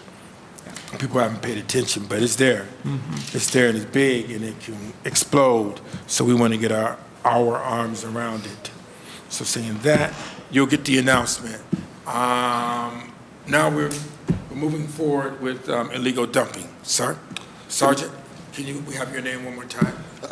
Sergeant West, I'm with the Cleveland Division of Police. I am the officer in charge of our Environmental Crimes Task Force. Sergeant, you go out there, all they gotta do is see you, they won't do any illegal dumping. Man, you a big brother, man, you a big brother. Well, everybody's got their thing. Some people like to run or go to the bar or whatever. I like to go to the gym and eat, which I'm starving right now, but. Okay, Just kidding. So, I thank you for having me down here. Obviously, we all know with our emails and our phone calls, we're all swamped with this illegal dumping issue in Cleveland. Okay. I get stuff from all the council people here. I get them from the district commanders. I get them from citizens calling, complaining. I get reports from the patrol. So it's definitely a problem right now. As of right now, we have 125 open dumping cases that we are currently investigating.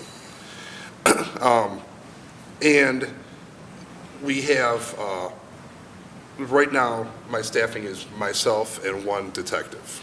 Wow. Fully staffed would be two Cleveland police detectives and a deputy sheriff. We're all facing challenges right now with staffing issues, which is understandable. Hopefully when they appoint a new sheriff, possibly, we can try to get back a deputy sheriff to assist us with this unit, as well as we did do interviews at the beginning of the year, and we do have an active list for candidates for another detective, which would definitely help out. We're not able to, we're just kind of, right now, we have to prioritize our investigations to maximize, if we have fresh leads, if we have good leads on stuff. I have an amazing detective who's done some terrific work this year.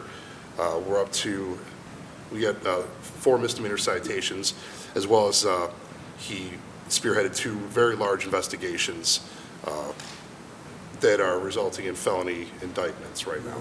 And one was actually a tire dumper that was actually seen on the news in Akron. We collaborated with Akron PD to identify the suspect who'd been dumping mass amount of tires in Cleveland. Wow. So we have him. We submitted our stuff to a grand jury on that.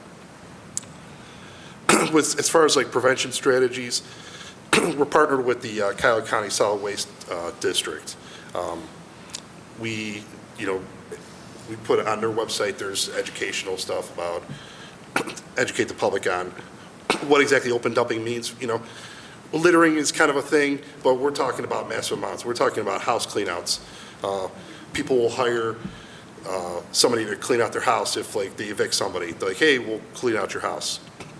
Guy comes, cleans everything, puts it in a U-Haul, then dumps it. So he makes all the money, doesn't have to pay the dump fees at the transfer station. So that's one of our big problems.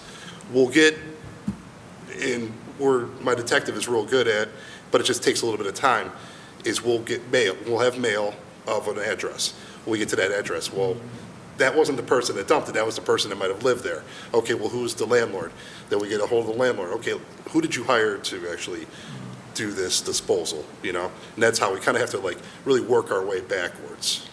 That's good, that's good. We also have cameras. We have a pole camera that's up on a pole that we can deploy in different parts of the city, the active hotspots. We have hidden trail cameras, about 25 of them deployed right now throughout the city. In all 5, we have them in all, it's a problem in all 5 of our police districts. We also utilize our real-time crimes center with all the city cameras that we have. We're also waiting word. We had met with with the city about the possibility that there's 10 cameras, 10 like permanent cameras in different locations that would have like license plate readers built into them and everything. We're still kind of waiting word on that. But we do have a terrific rapport and relationship with the city streets and parks and rec. We have a guy that we have that will clean up. We send him a list of places that need to be cleaned up, and they're on it. Part of the other parts of the prevention strategies is signage. Also, Jersey barriers, if there's a section where we can kind of block it off so that cars can't and vehicles can't get down there. We've seen that. Yeah.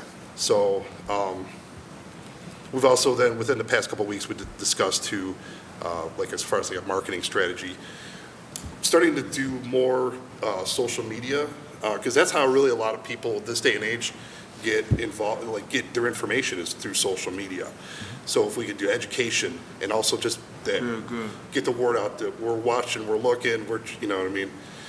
Because this is one of those issues in the city. It's like, it's something you could see and feel and smell and touch, like, you know, you know, and it's like such a, it's such a neighborhood, you know, it's like kind of really, can really bring down, you know, troublesome to a neighborhood, and, you know, and to have this, you know, this garbage, and like, so we deal with it every day. We talk to these people, and, you know, they want a nice, clean, you know, livable neighborhood, you know, and plus, because then it attracts, you know, rodents and vermins, and, you know what I mean? There's a lot of other things that come along with this. Vermins. Yeah. So, like I said, we're doing our best with what we have. Like I said, and hopefully within the next, you know, soon we'll be able to add another detective and another deputy to our Are we unit. going to give you any more people, Sergeant? That's what I'm hoping for. I put in the word. We're just kind of waiting on that. So, like I said, right now I know with staffing issues, there's definitely challenges, you know, citywide with staffing. So. Okay. Now, have you been out talking with other key stakeholders, i.e., other key stakeholders like block clubs, street clubs? Yes, through the chair, we do have meetings all the time with other city stakeholders as far as like different groups. We actually just, my detective, I was out of town. My detective had one on Thursday with the group, and that was one of the things they were talking about too, was the like social media, and because the majority of the time it is people, you know, dumping that's kind of like trying to skirt the system, but there's other times we've caught people, and they've honestly just in real, like, one, they cut their deck apart and they threw it in the woods, and they're like, well, it's wood, we didn't think it was a problem, and you know, and actually honestly believe them, you know, it's like, so that's where education kind of has to come in, you know, too. So let me ask you this, Director Margolius. We know we have 5 districts, 1st through 5. If we had a forum or we get something to the commander talking about illegal dumping and educate people, because when residents, the 3rd district, when they visit the 3rd district or the 5th district, it's a lot of people in those districts. But there's a lot of block club and street club members that's there. Every 3rd Wednesday or every 4th Wednesday, they might have it. If we had the health department there also, because health and safety, they're both correlated. And then we talk about illegal dumping in there as well. And not to have you to come all the time, but if they know they can reach you at the district meetings, as well as the health department there, I think for me, I think that would have better outcomes. Through the chair, we're always out in the community. I will say that the health department, this is really the work that Sergeant West is leading in public safety, and so the health department is not involved in illegal dumping. We have the ability to do tickets or minor misdemeanors, but it's really best led to the experts and let us hang out in our sweet spot with the food service operators and Division of Environmental Health. Well, I know that I just mentioned for you guys to be at the district meetings also, or you send a representative there, Director? Through the chair, we're at community meetings all the time, absolutely, yep. What about the safety meetings with the, because when they think of health, you guys do so much, and I think the residents know more things than what you guys do. Yeah. Through the chair, what we're hoping, and this is where we're evolving, is I think as an administration, is for folks not to have to think about which department to call when they see something, and just go everything through 311 to get to the right folks. But when I'm at community meetings, when our team's at community meetings, we're going to be focused on the leading causes of death and leading causes of impaired quality of life in the city of Cleveland. You know what they are, so I don't have to repeat them. But smoking is the number one leading cause of death. And so that's going to be a big part of our focus when we do our community meetings is topics like smoking, fentanyl, traffic fatalities, black infant maternal mortality, and that sort of thing. Yeah, and I'm going to get back to the sergeant because you know that suicide rate is up and death rates are up with young teenagers and the millennials. And that Generation X. And we'll get to your piece back there again with suicide. You just mentioned with drug overdose. Yeah. There's a lot of other issues that it touches that we have to do prevention because it's spiking after COVID. You got it. So through the chair. So we're aligned, and I think that's what our Department of Public Health. That's going to be that's our focus, the health of our residents, the health of our community. And so we're trying to kind of divide out and have the system work some of these other challenges that typically, yes, if you had called the health department, we would have acted on it, but also building and housing was acting on it, also public safety was acting on it. Right. And so we're really trying to streamline it so that each of us are working together, but staying in our lanes and in our sweet spots and what we're trained to do. Yeah, we could take a walk together, when I go for my walk. I would love that. Yeah, because it's exercising and Let's do it. serenity, and I walk almost every morning through the neighborhood. We just take a walk and we discuss some health issues. I would love He's a good that. guy. He's extremely bright. We bring him in there. And I'm sorry, that was a sidebar. Through my time being a council member, a lot of time residents, they don't know how to get involved or they're afraid. So you know what they see? Residents will call and they see the illegal dumping happening. But when it's over with, then you call your council member. I said, Councilman Conwell, I said, did you get the place of the car? No, I didn't get the place of the car, Councilman. But that trash and debris look real bad. And when you gonna send someone over here to get it? Well, Miss Smith, Miss Jones, why didn't you get his, for the car? You can't identify it for me. When I said, okay, Miss Smith, let me take care of it. Right. And so instead of arguing, but they call us after the fact. They actually see it. Some of the residents. Yes. No, for sure. And that's, we do have a couple of residents that are kind of like, we have some regulars, and we're like, they're kind of like our eyes and ears out there too. They're like, they'll contact, hey, this car's back and this and that, which has really helped us a lot. Give us a car description, driver description, and plate number and stuff like that, which is, the most valuable tool for our investigation is, vehicle, get it, we can identify them, identify the driver, and, go from there, so. Yeah, because if they know that people are watching and you guys and capturing people, matter of fact, it would slow things down. Well, and then that was kind of like what we've discussed too, is like our cases have our case is going up, and not necessarily, having just the one detective is kind of like, we're not able to do as many cases, but the awareness is what, so that's why think we're seeing a spike of like amount of cases, because the awareness and people calling and reporting it and telling us, hey, this is going on, which is a good thing, that people are getting involved in. Right. Letting us know. Before, they might have just kind of not said anything and just let it kind of go. So it's kind of a twofold thing where people are coming out and actually speaking up and saying, calling us out and, calling for us. And so it's like I said, it's a good and bad thing. It's my detective's pulling his hair out that he has right now because how busy we are.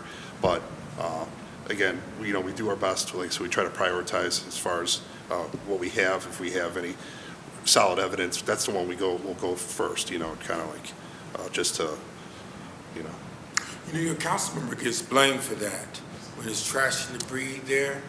Yeah. Sergeant, we're blamed for it. They'll blame Councilmember Harsh or Councilwoman Lady Gray or Councilmember Starr as well as myself. Councilman, all this trash and debris here, you just saw them dumping, Ms. Jones. So they turn around and they blame us for it. And then when we call the city, and the city takes, for example, it was illegal dumping. This was 2 years ago in front of Glenville High School. It took me almost a year to get that cleaned up. Yeah. And children, they already see abject poverty and have to deal with, and all kind of issues and concerns.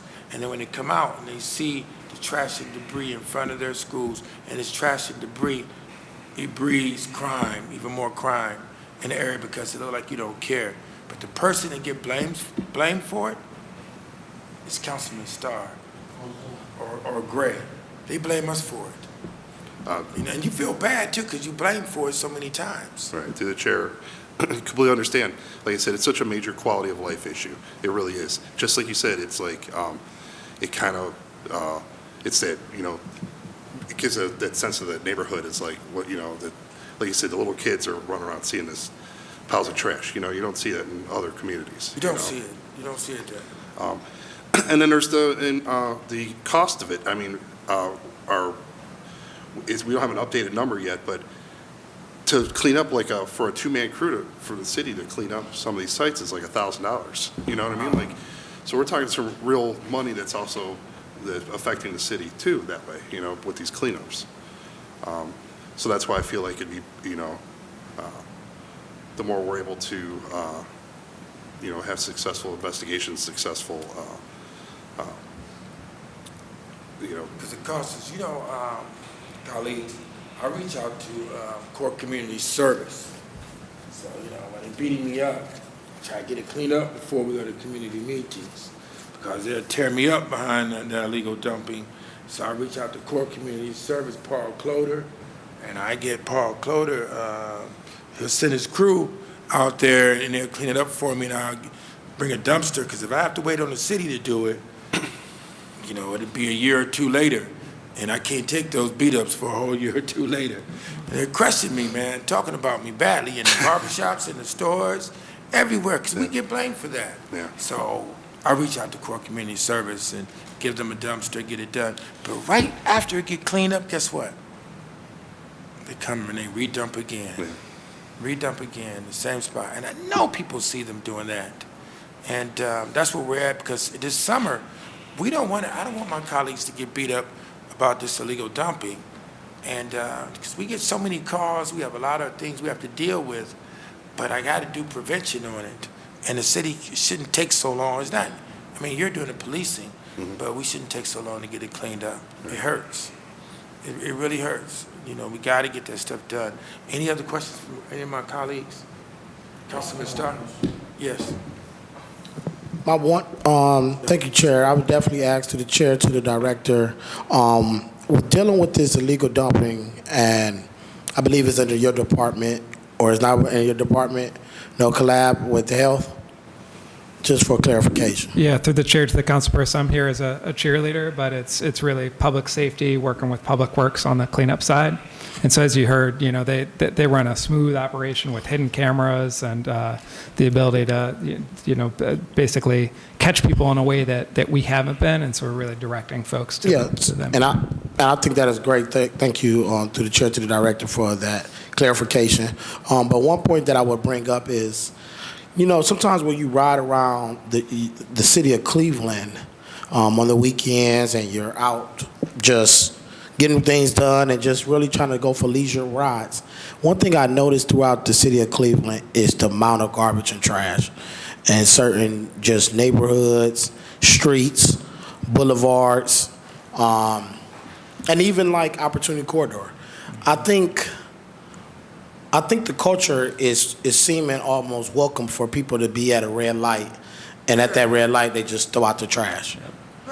I'm just trying to figure out, is there ways that we can do things to improve? You know, I know technology keep evolving every minute, every second, but how do we clean up our neighborhood? And then on top of that, you get the grass cuts get done, and it's like staff just cut the grass and don't grab none of the trash that was in it, meaning they didn't do the walk of the field to say, let me get all the paper cups, the bottles that we have as a culture that is bad. I think it just shows. And some parts of the city look good, but when I'm riding through the neighborhoods in Ward 5, I get a lot of calls from that. So this morning, I was forwarding over stuff to Commissioner Scott, him and Tamisha Crimson, who does a wonderful job anytime we reach out to them to help address some of those issues or concerns that residents may have. But when I look at just the fields and the amount of trash, whether it's sitting on 40th,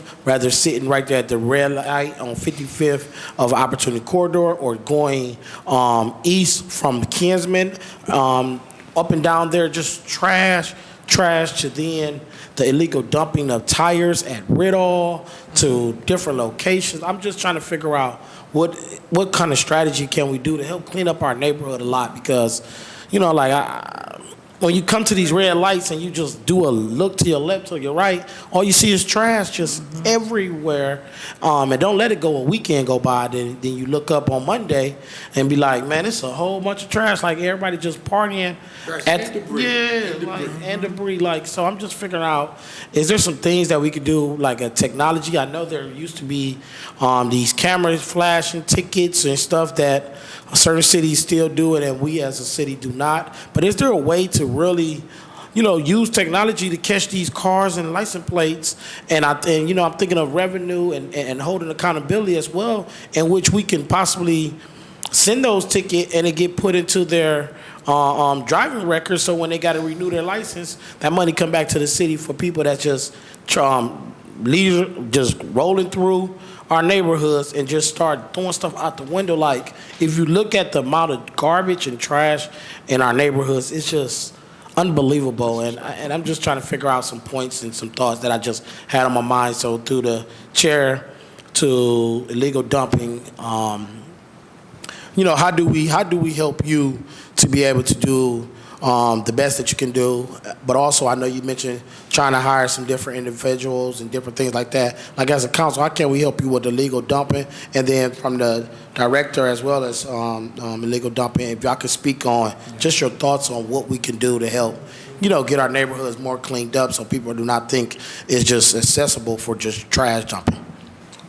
Through the chair to Councilman Starr. I think as far as like with you, I don't know if there's like a ward letter that goes out to all the, you know, to your constituents or whatever. So like the littering part, like that's something that's like kind of like, that'd be hard unless like a police officer actually witnessed the littering going on. It's kind of really almost a mindset of, you know, like of having like a pride in your neighborhood and not wanting to litter and having, you know, trash and stuff like, you know, to do that, you know. That part would really be hard, but I think would be real beneficial is in your newsletters about illegal dumping. You know, it's kind of like that see something, say something. You know, just if you see it, you know, see if you can get any kind of, you know, before you call, you know, any kind of identifications. You know, if you can have a plate number. You know, we can keep them as anonymous as we can, you know, possibly can. Sometimes we can't, you know, sometimes we need a statement from them. But, you know, I think the education of it, like, you know, unfortunately, you'd hate, you know, unfortunately, we're in a situation where you would have to have, you know, people calling on saying, hey, this car with this plate is dumping stuff over here, you know? And that would definitely help out our investigations and as well as successful prosecutions too. But you know what, to council member's point, Councilman, what I've noticed when Councilmember Mike Polinsky was saying, it's the misery index. You'll see cars that throw trash and debris out from their cars. People will. On Superior, Cedar, Central, in our neighborhoods, because they see all this trash and debris. All right, but that behavior changes when they leave Cleveland and you go to the suburbs, Bracknell, South Euclid, Beechwood. You don't see all that trash and debris out there like that. Think about it. Isn't that true? You're getting a ticket. Mm-hmm. They're hitting you in your pockets with tickets, and we got to do that. So, with the council member, I'm saying this: when they see the trash and debris that's on our avenues and boulevards, so this mindset, well, we'll just go to Cleveland, and we'll illegally dump in Glenville or Central or Fairfax in our neighborhoods, but the open space lots. Because that's their mentality when they see that. You gotta, even people that's just driving through. I've seen people take trash and debris and throw it out the window. Mm-hmm. And that breeds crime also. It's not good. It's not good. It's not good at all. I agree. Will you finish with your line of question? So, Councilman Harsh. Yeah. Thank you, Chair. I'll be brief. I think one of the problems with our newsletter is that the people who are the source of the problem don't read our newsletter. I think most of the people that are the source of the problems in Cleveland don't pay attention to us in general, so I think that's a bit of a social problem that we struggle with. But through the chair to the sergeant. I worked at Metro West CDC for a number of years, and we had the stockyards in Clark Fulton and Train Avenue. And we came to the conclusion that like 95% of all dumping in Cleveland was landlords doing cleanouts and people that own tire shops. Yep. Through the chair, were we right? Is that basically the bulk of the problem? Through the chair to Councilman Harsh, yes, that is definitely is a majority of our operations. And it's as far as tire shops, or it's an individual like this one that we identified that also was dealing with Akron. Yeah. It's kind of a situation where they'll go to tire shops, but, say, hey, we'll take these tires off your hands for, you give you $5 a tire or something. So then it's supposed to, and they'll go through, find the good tires out of there, save them and resell them, and then the other tires, they'll just dump off the wayside. Wow. Because tire disposal is an expensive endeavor. So some of these small mom and pop shops. And through the chair to the sergeant, there is no regulation for tire shops that they must demonstrate that they remove their tires through a verified tire person. They can do whatever they want as long as they don't get caught. Yeah, through the chair to the council person. I'm not aware of any specific ordinance on that, but I do know that when we had more detectives working with us, we were able to kind of be a little more proactive with. I got you.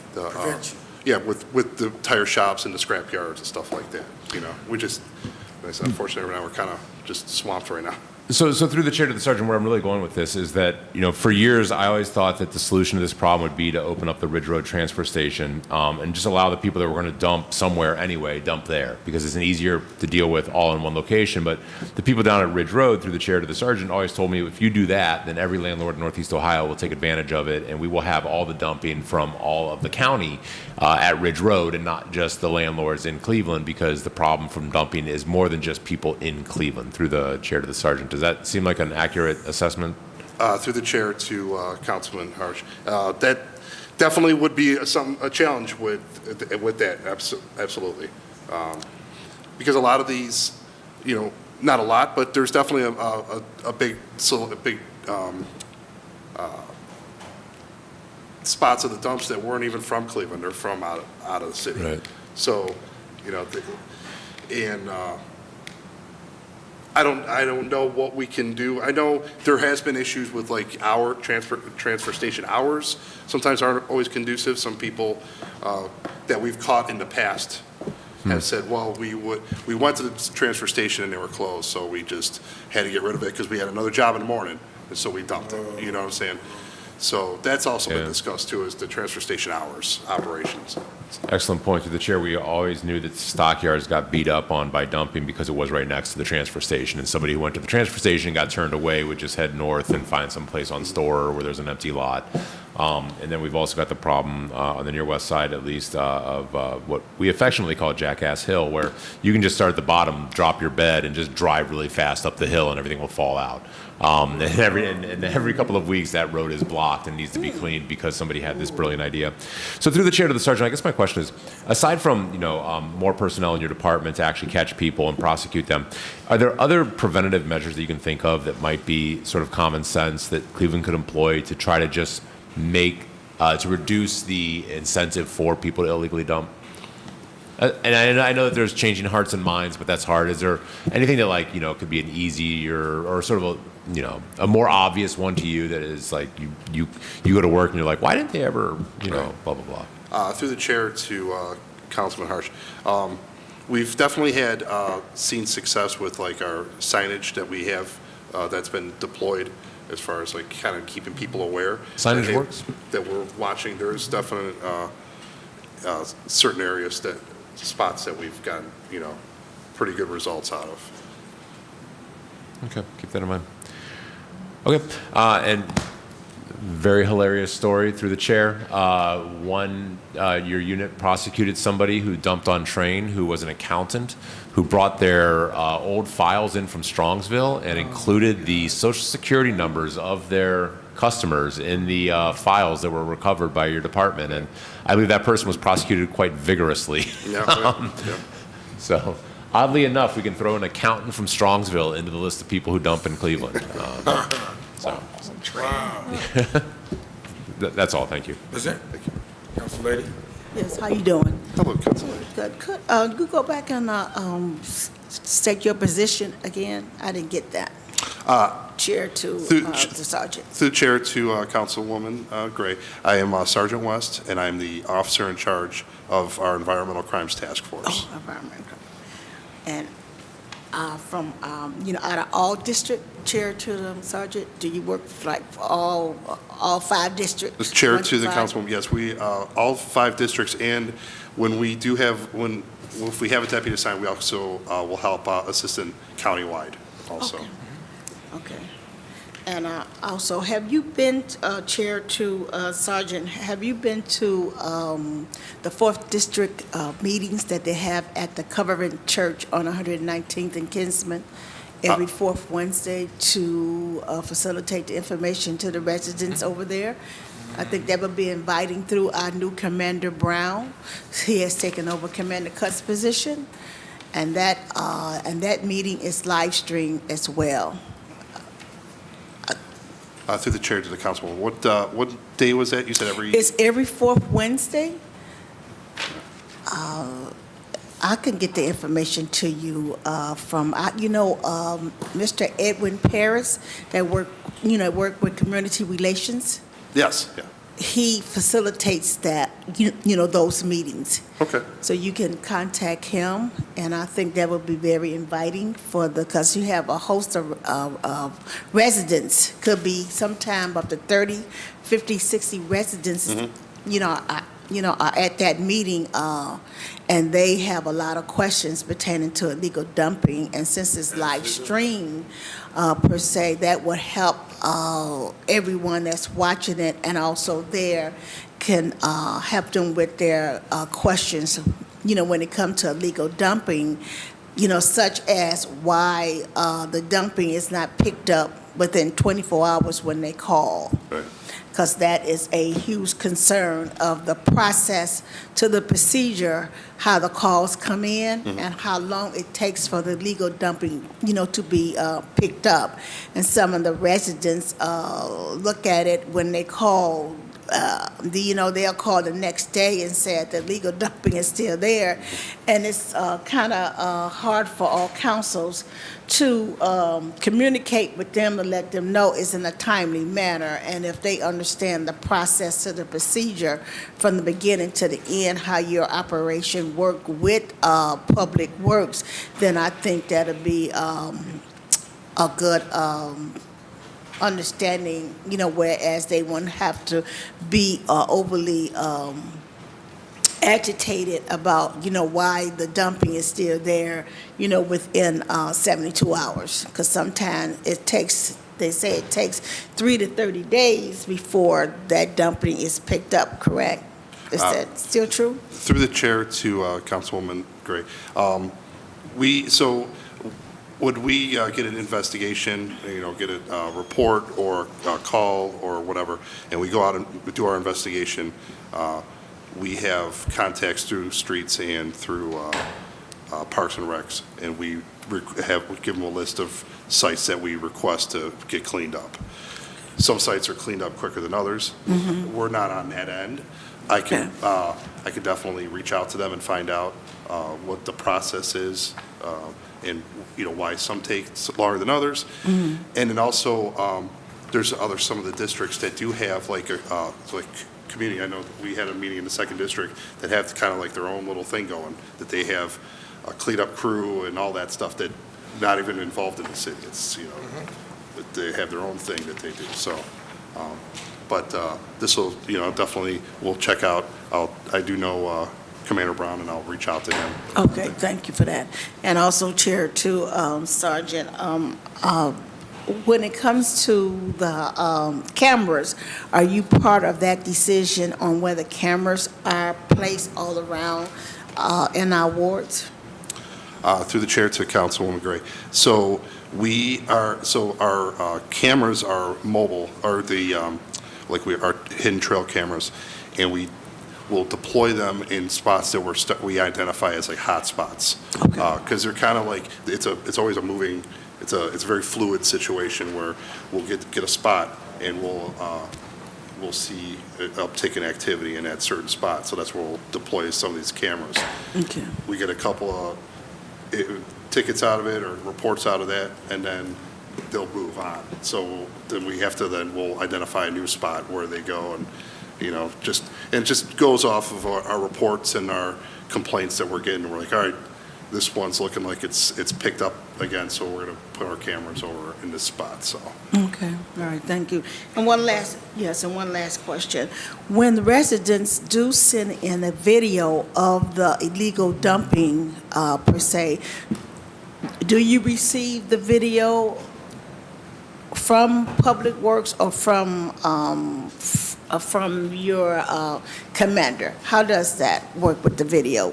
Through the chair to Councilwoman Gray. So we'll actually, if we'll get notified like by our command, by district commander, or by through a report or whatever that they have, we'll actually get the video directly from the person who took it and interview them.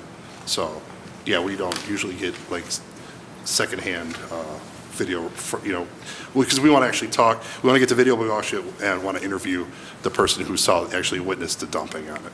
So, Chair to Sergeant, where should the resident, send the video to you? Because some of them I, don't know, because I don't even know. They can through the chair to Councilwoman Gray. You can email me. And Give your card. I do not have a card. I haven't gotten my updated cards yet, but I will give you, before we leave here, I will give you all my information. Okay, So. all right, thank you, Chair. Very Thank you, much. Sergeant, appreciate it. Any other questions for Council Lady? Through the chair, good Yes, good morning, Sergeant. How are you? So, quick question. I'm listening to this conversation, and as my colleague, Councilman Harsh, talked about where the source is, because I really feel like at this point, we have done a lot of talking, and we really are just going to have to start getting people to be more responsive by hitting people in their pockets. So just on there. So, I mean, one of the things, and actually I want to thank one of my CDC partners, Mark Lemon from Campus District. You know, he's from, he's worked all over the country, and one of the things he had made me aware of it's called the ELF program, the Excessive Litter Fee Program, which is out of Oakland, California. It's been at ordinance since 2006. This is and I'm going to share the information with you because I think this is a model that we're going to have to introduce here in the city of Cleveland. It is a tax specifically for places where you're generated. So the consumer, we know this paper, all this stuff is not just appearing here. People buy things and they throw it out the window. So in that way, we are going to have to start taxing people. And this is the small thing. So this is a tax for gas stations, convenience stores, liquor stores. You know, these things where the little stuff happens. Similarly, because I knew about the ELF program or ELF ordinance, as Councilman Harsh talked about, landlords and tire shops, I think similarly, we need to do the same thing for them. You know, again, these conversations is fine. We can look at calculating the cost to the city of Cleveland because this is real people's times, annoyance, safety issues, and doing an analysis, and from there come up with something similar to the ELF program, doing it similarly for the landlords and tire shops here in the city of Cleveland that are and even probably if we could do it, it would probably be even much more effective if we could do it in concert with Cuyahoga County, right? Because we know a lot of this dumping, is probably random. I mean, we may get some people from out of state or whatever, but this problem is centered in Cuyahoga County, and if we can work in tandem with the county council, we probably can come up with a way specifically looking at landlords and tire shops. What do you think about that idea? I'm going through ideas, but I just do the chair to the sergeant. What do you think this can help us? What is your initial thoughts? As a chair to the council lady, I think it's a fantastic idea, and we would definitely help out as any way help facilitates it. We do have, are partnered with the Cuyahoga County Solid Waste District, and I know that they would be on board with something like that too. Yeah, and I'm sorry, through the chair to the sergeant, I'm glad you brought that up because a part of going to the ELF program, a lot of this stuff is so that we can clean this stuff not only for the beauty of our state and aesthetics, it also is to prevent some of the stormwater damage that has happened with all this trash that goes into our water system. So again, with all the litany of things and legislation, that you get, I know this is something that really can help. And again, when you talk to people about really trying to have respect for our community, it just doesn't seem like it's happening from anywhere, whether it's, some of our organizations and even individual Clevelanders and visitors, right? So I think we really are going to have to, unfortunately hit people in the pockets, right? Because there are things that you can do kind of with these districts. You can get kind of those small, maybe neighborhood people. People talk about our downtown Cleveland ambassadors, but then they are able to, to pick up things. We'll be able to have a resource to actually pay people in the community to actually, keep our areas clean. You know what I'm saying? So that's where the thought. It's not just tax people unnecessarily. It's actually having the funds to equitably pay people to actually keep it clean, versus us scrambling for it. We can actually create a fund to actually do that. So that's where the idea is. And I know we at least have a similar, city in Oakland that could probably, they've been doing it now for, 17 years, that they got a good body of evidence that could probably be very insightful, and we could probably mirror this, like I said, for the landlord and the tire shops. This is something that we really do. And again, it could also bring people to the table, because a lot of times people know who's doing the dirt, right? And again, once we start to have, however we end up, whether we do the tax or not, many of from landlords and tire shops and convenience stores, people will start bringing solutions to the table in a real way so that we can beautify our city and change the narrative of what is the expectation, what is the level of engagement and standard of excellence that we want to see in our city.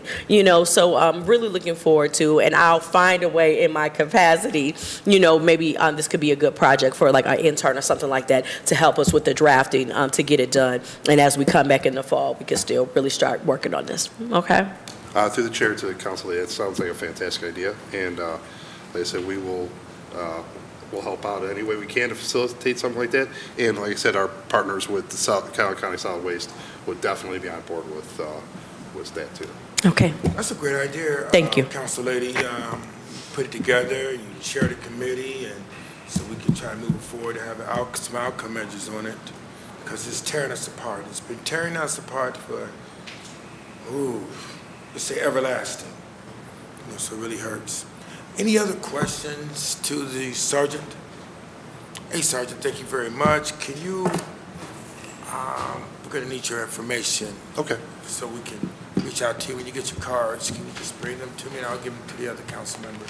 Will do, yes. Yeah, give me at least 25. Okay. And we'll start inviting some of you guys to some of our community meetings and the whole 9 yards. Will do, okay. All right, thank you. All right, thank you, sir. Well, have a good day. With that, the Health and Arts Committee is to a close. Thank you very much. Have a blessed day. Thank you, Councilman.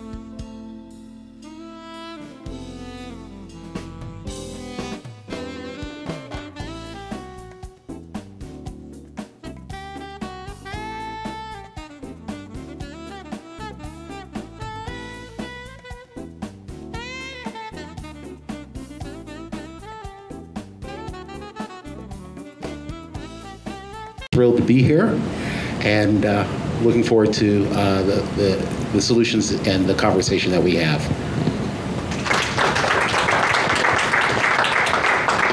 Hi everyone, I'm Katie Moore. I'm with the Northeast Ohio Area-Wide Coordinating Agency, which is the federally designated metropolitan planning organization for the region. We do transportation planning and we fund transportation projects within the region, but I am here as the manager of environmental planning on behalf of our air quality group. And what we want to do is we want to reduce mobile emissions in order to clean the air and hopefully get our region out of non-attainment for ozone.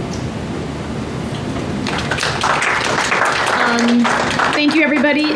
Excellent job. We can get to some questions and some reactions. So the reason why I was asking for brevity is that we really want to get to the content of the film that we just watched and some initial reactions from our panelists, and also thinking about you in the audience, if you could think about what, I'm sure you all had reactions in that you might want to share, or some questions you might want to share or ask some of our panelists. So this film really moved quite a bit from the history of the Clean Air Act. It went into some very in-depth community focus areas. It talked about especially the concerned citizens of St. John's Parish. I thought that was really powerful. There's a lot to think about in this. Specifically in 1970-1990, the Clean Air Act and Clean Air Act amendments were both passed with overwhelming bipartisan support. I think that's a little bit different right about now. So these are things for us to think about. Before we get to some questions, though, I would love to hear any initial reactions from any of the panelists that you might want to share when you either viewed this again today or in a previous instance. Any initial reactions when you first viewed this film? that you might want to share with our audience? I was amazed. As I said, my grandparents, my parents are Cleveland natives. I have lived half of my 60 years, mostly in the adult years here in this town. To have Cleveland prominently there, Pittsburgh, another community that I've spent significant time and lived in, and then I was born in the D.C. Baltimore area, and the fight of the kids down there, I remember that vividly. So I just was struck that this film kind of is on the edges of my life in more ways than I was comfortable with initially. And now I find myself working for the Poor People's Campaign, and as you can see in the movie, overwhelmingly it is low wealth, poor communities, and communities of color that suffer the toughest and the most severe effects of this kind of policy planning. So that came through loud and clear. Anyone else want to share any reactions or the thoughts? I'll just say, as I said earlier, I did grow up in Ashtabula, and we were the chemical, industry capital for a while. And my father actually worked for Diamond Shamrock, which was also Occidental Chemical. And I'm reminded, in looking at that, of the kinds of things that we went through with, there were the advisories when not to go to the beaches, not to get in the water, not to go outside because there were emissions that day that were too high. And knowing that he was working right in the middle of all of that too. And then also to keep in mind, though, if you look at where we've come from those days, that in Ohio, our air quality is actually 75% better, 75% less emissions than it was 30 years ago. But we have so far left to go. So we're on the right track, and some of the policies that they talked about made a tremendous difference, but we're not quite there yet in Ohio.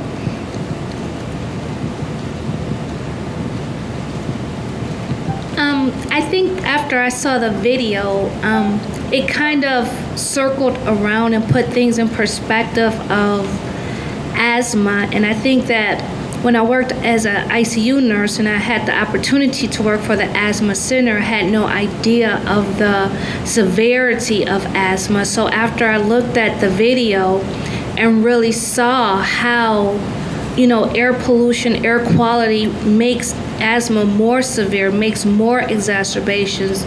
We spend more money in healthcare dollars when the solution is let's just clean up the air, and also how much work we need to really do for our communities to really get those clean air, get that information out so we can, have children not miss so many school days, so many parents have to call off work, and adults miss so much work because of their asthma is flaring. Thank you. Thank you, everybody, for that. If you want to jump in, go for the mic. We have one. No, you're good for right now. Okay.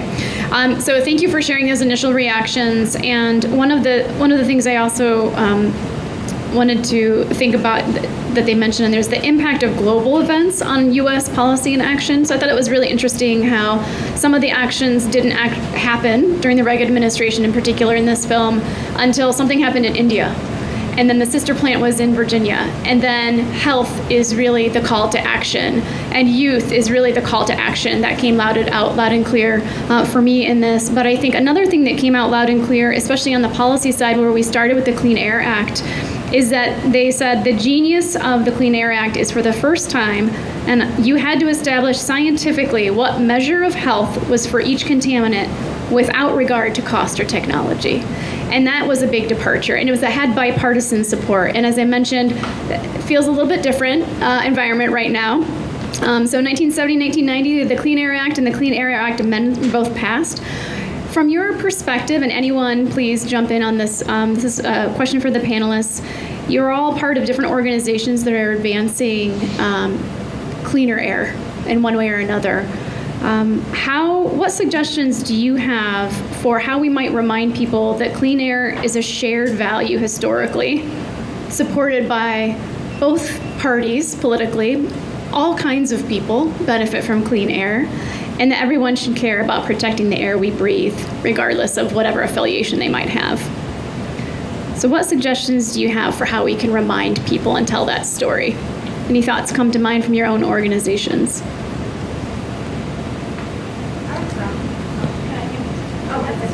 Okay.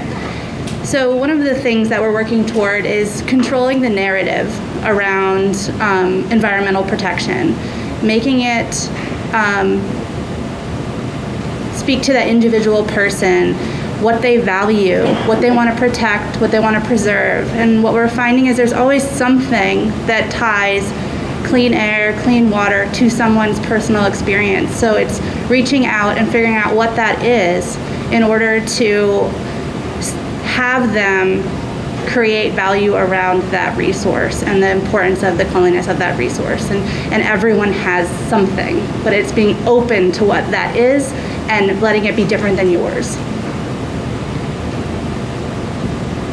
Yeah, so definitely piggybacking off of that, you touched on a couple of points that I was going to mention, but it's really to understanding the historical social barriers that are put in place. So even though these acts were passed, how beneficial are they to everyone on a whole, as a whole? You know, if industrial organizations are still allowed to be placed within the vicinity of where people live, how just is it? I mean, so just getting to the bottom of that. So I think it's education. I think it's awareness.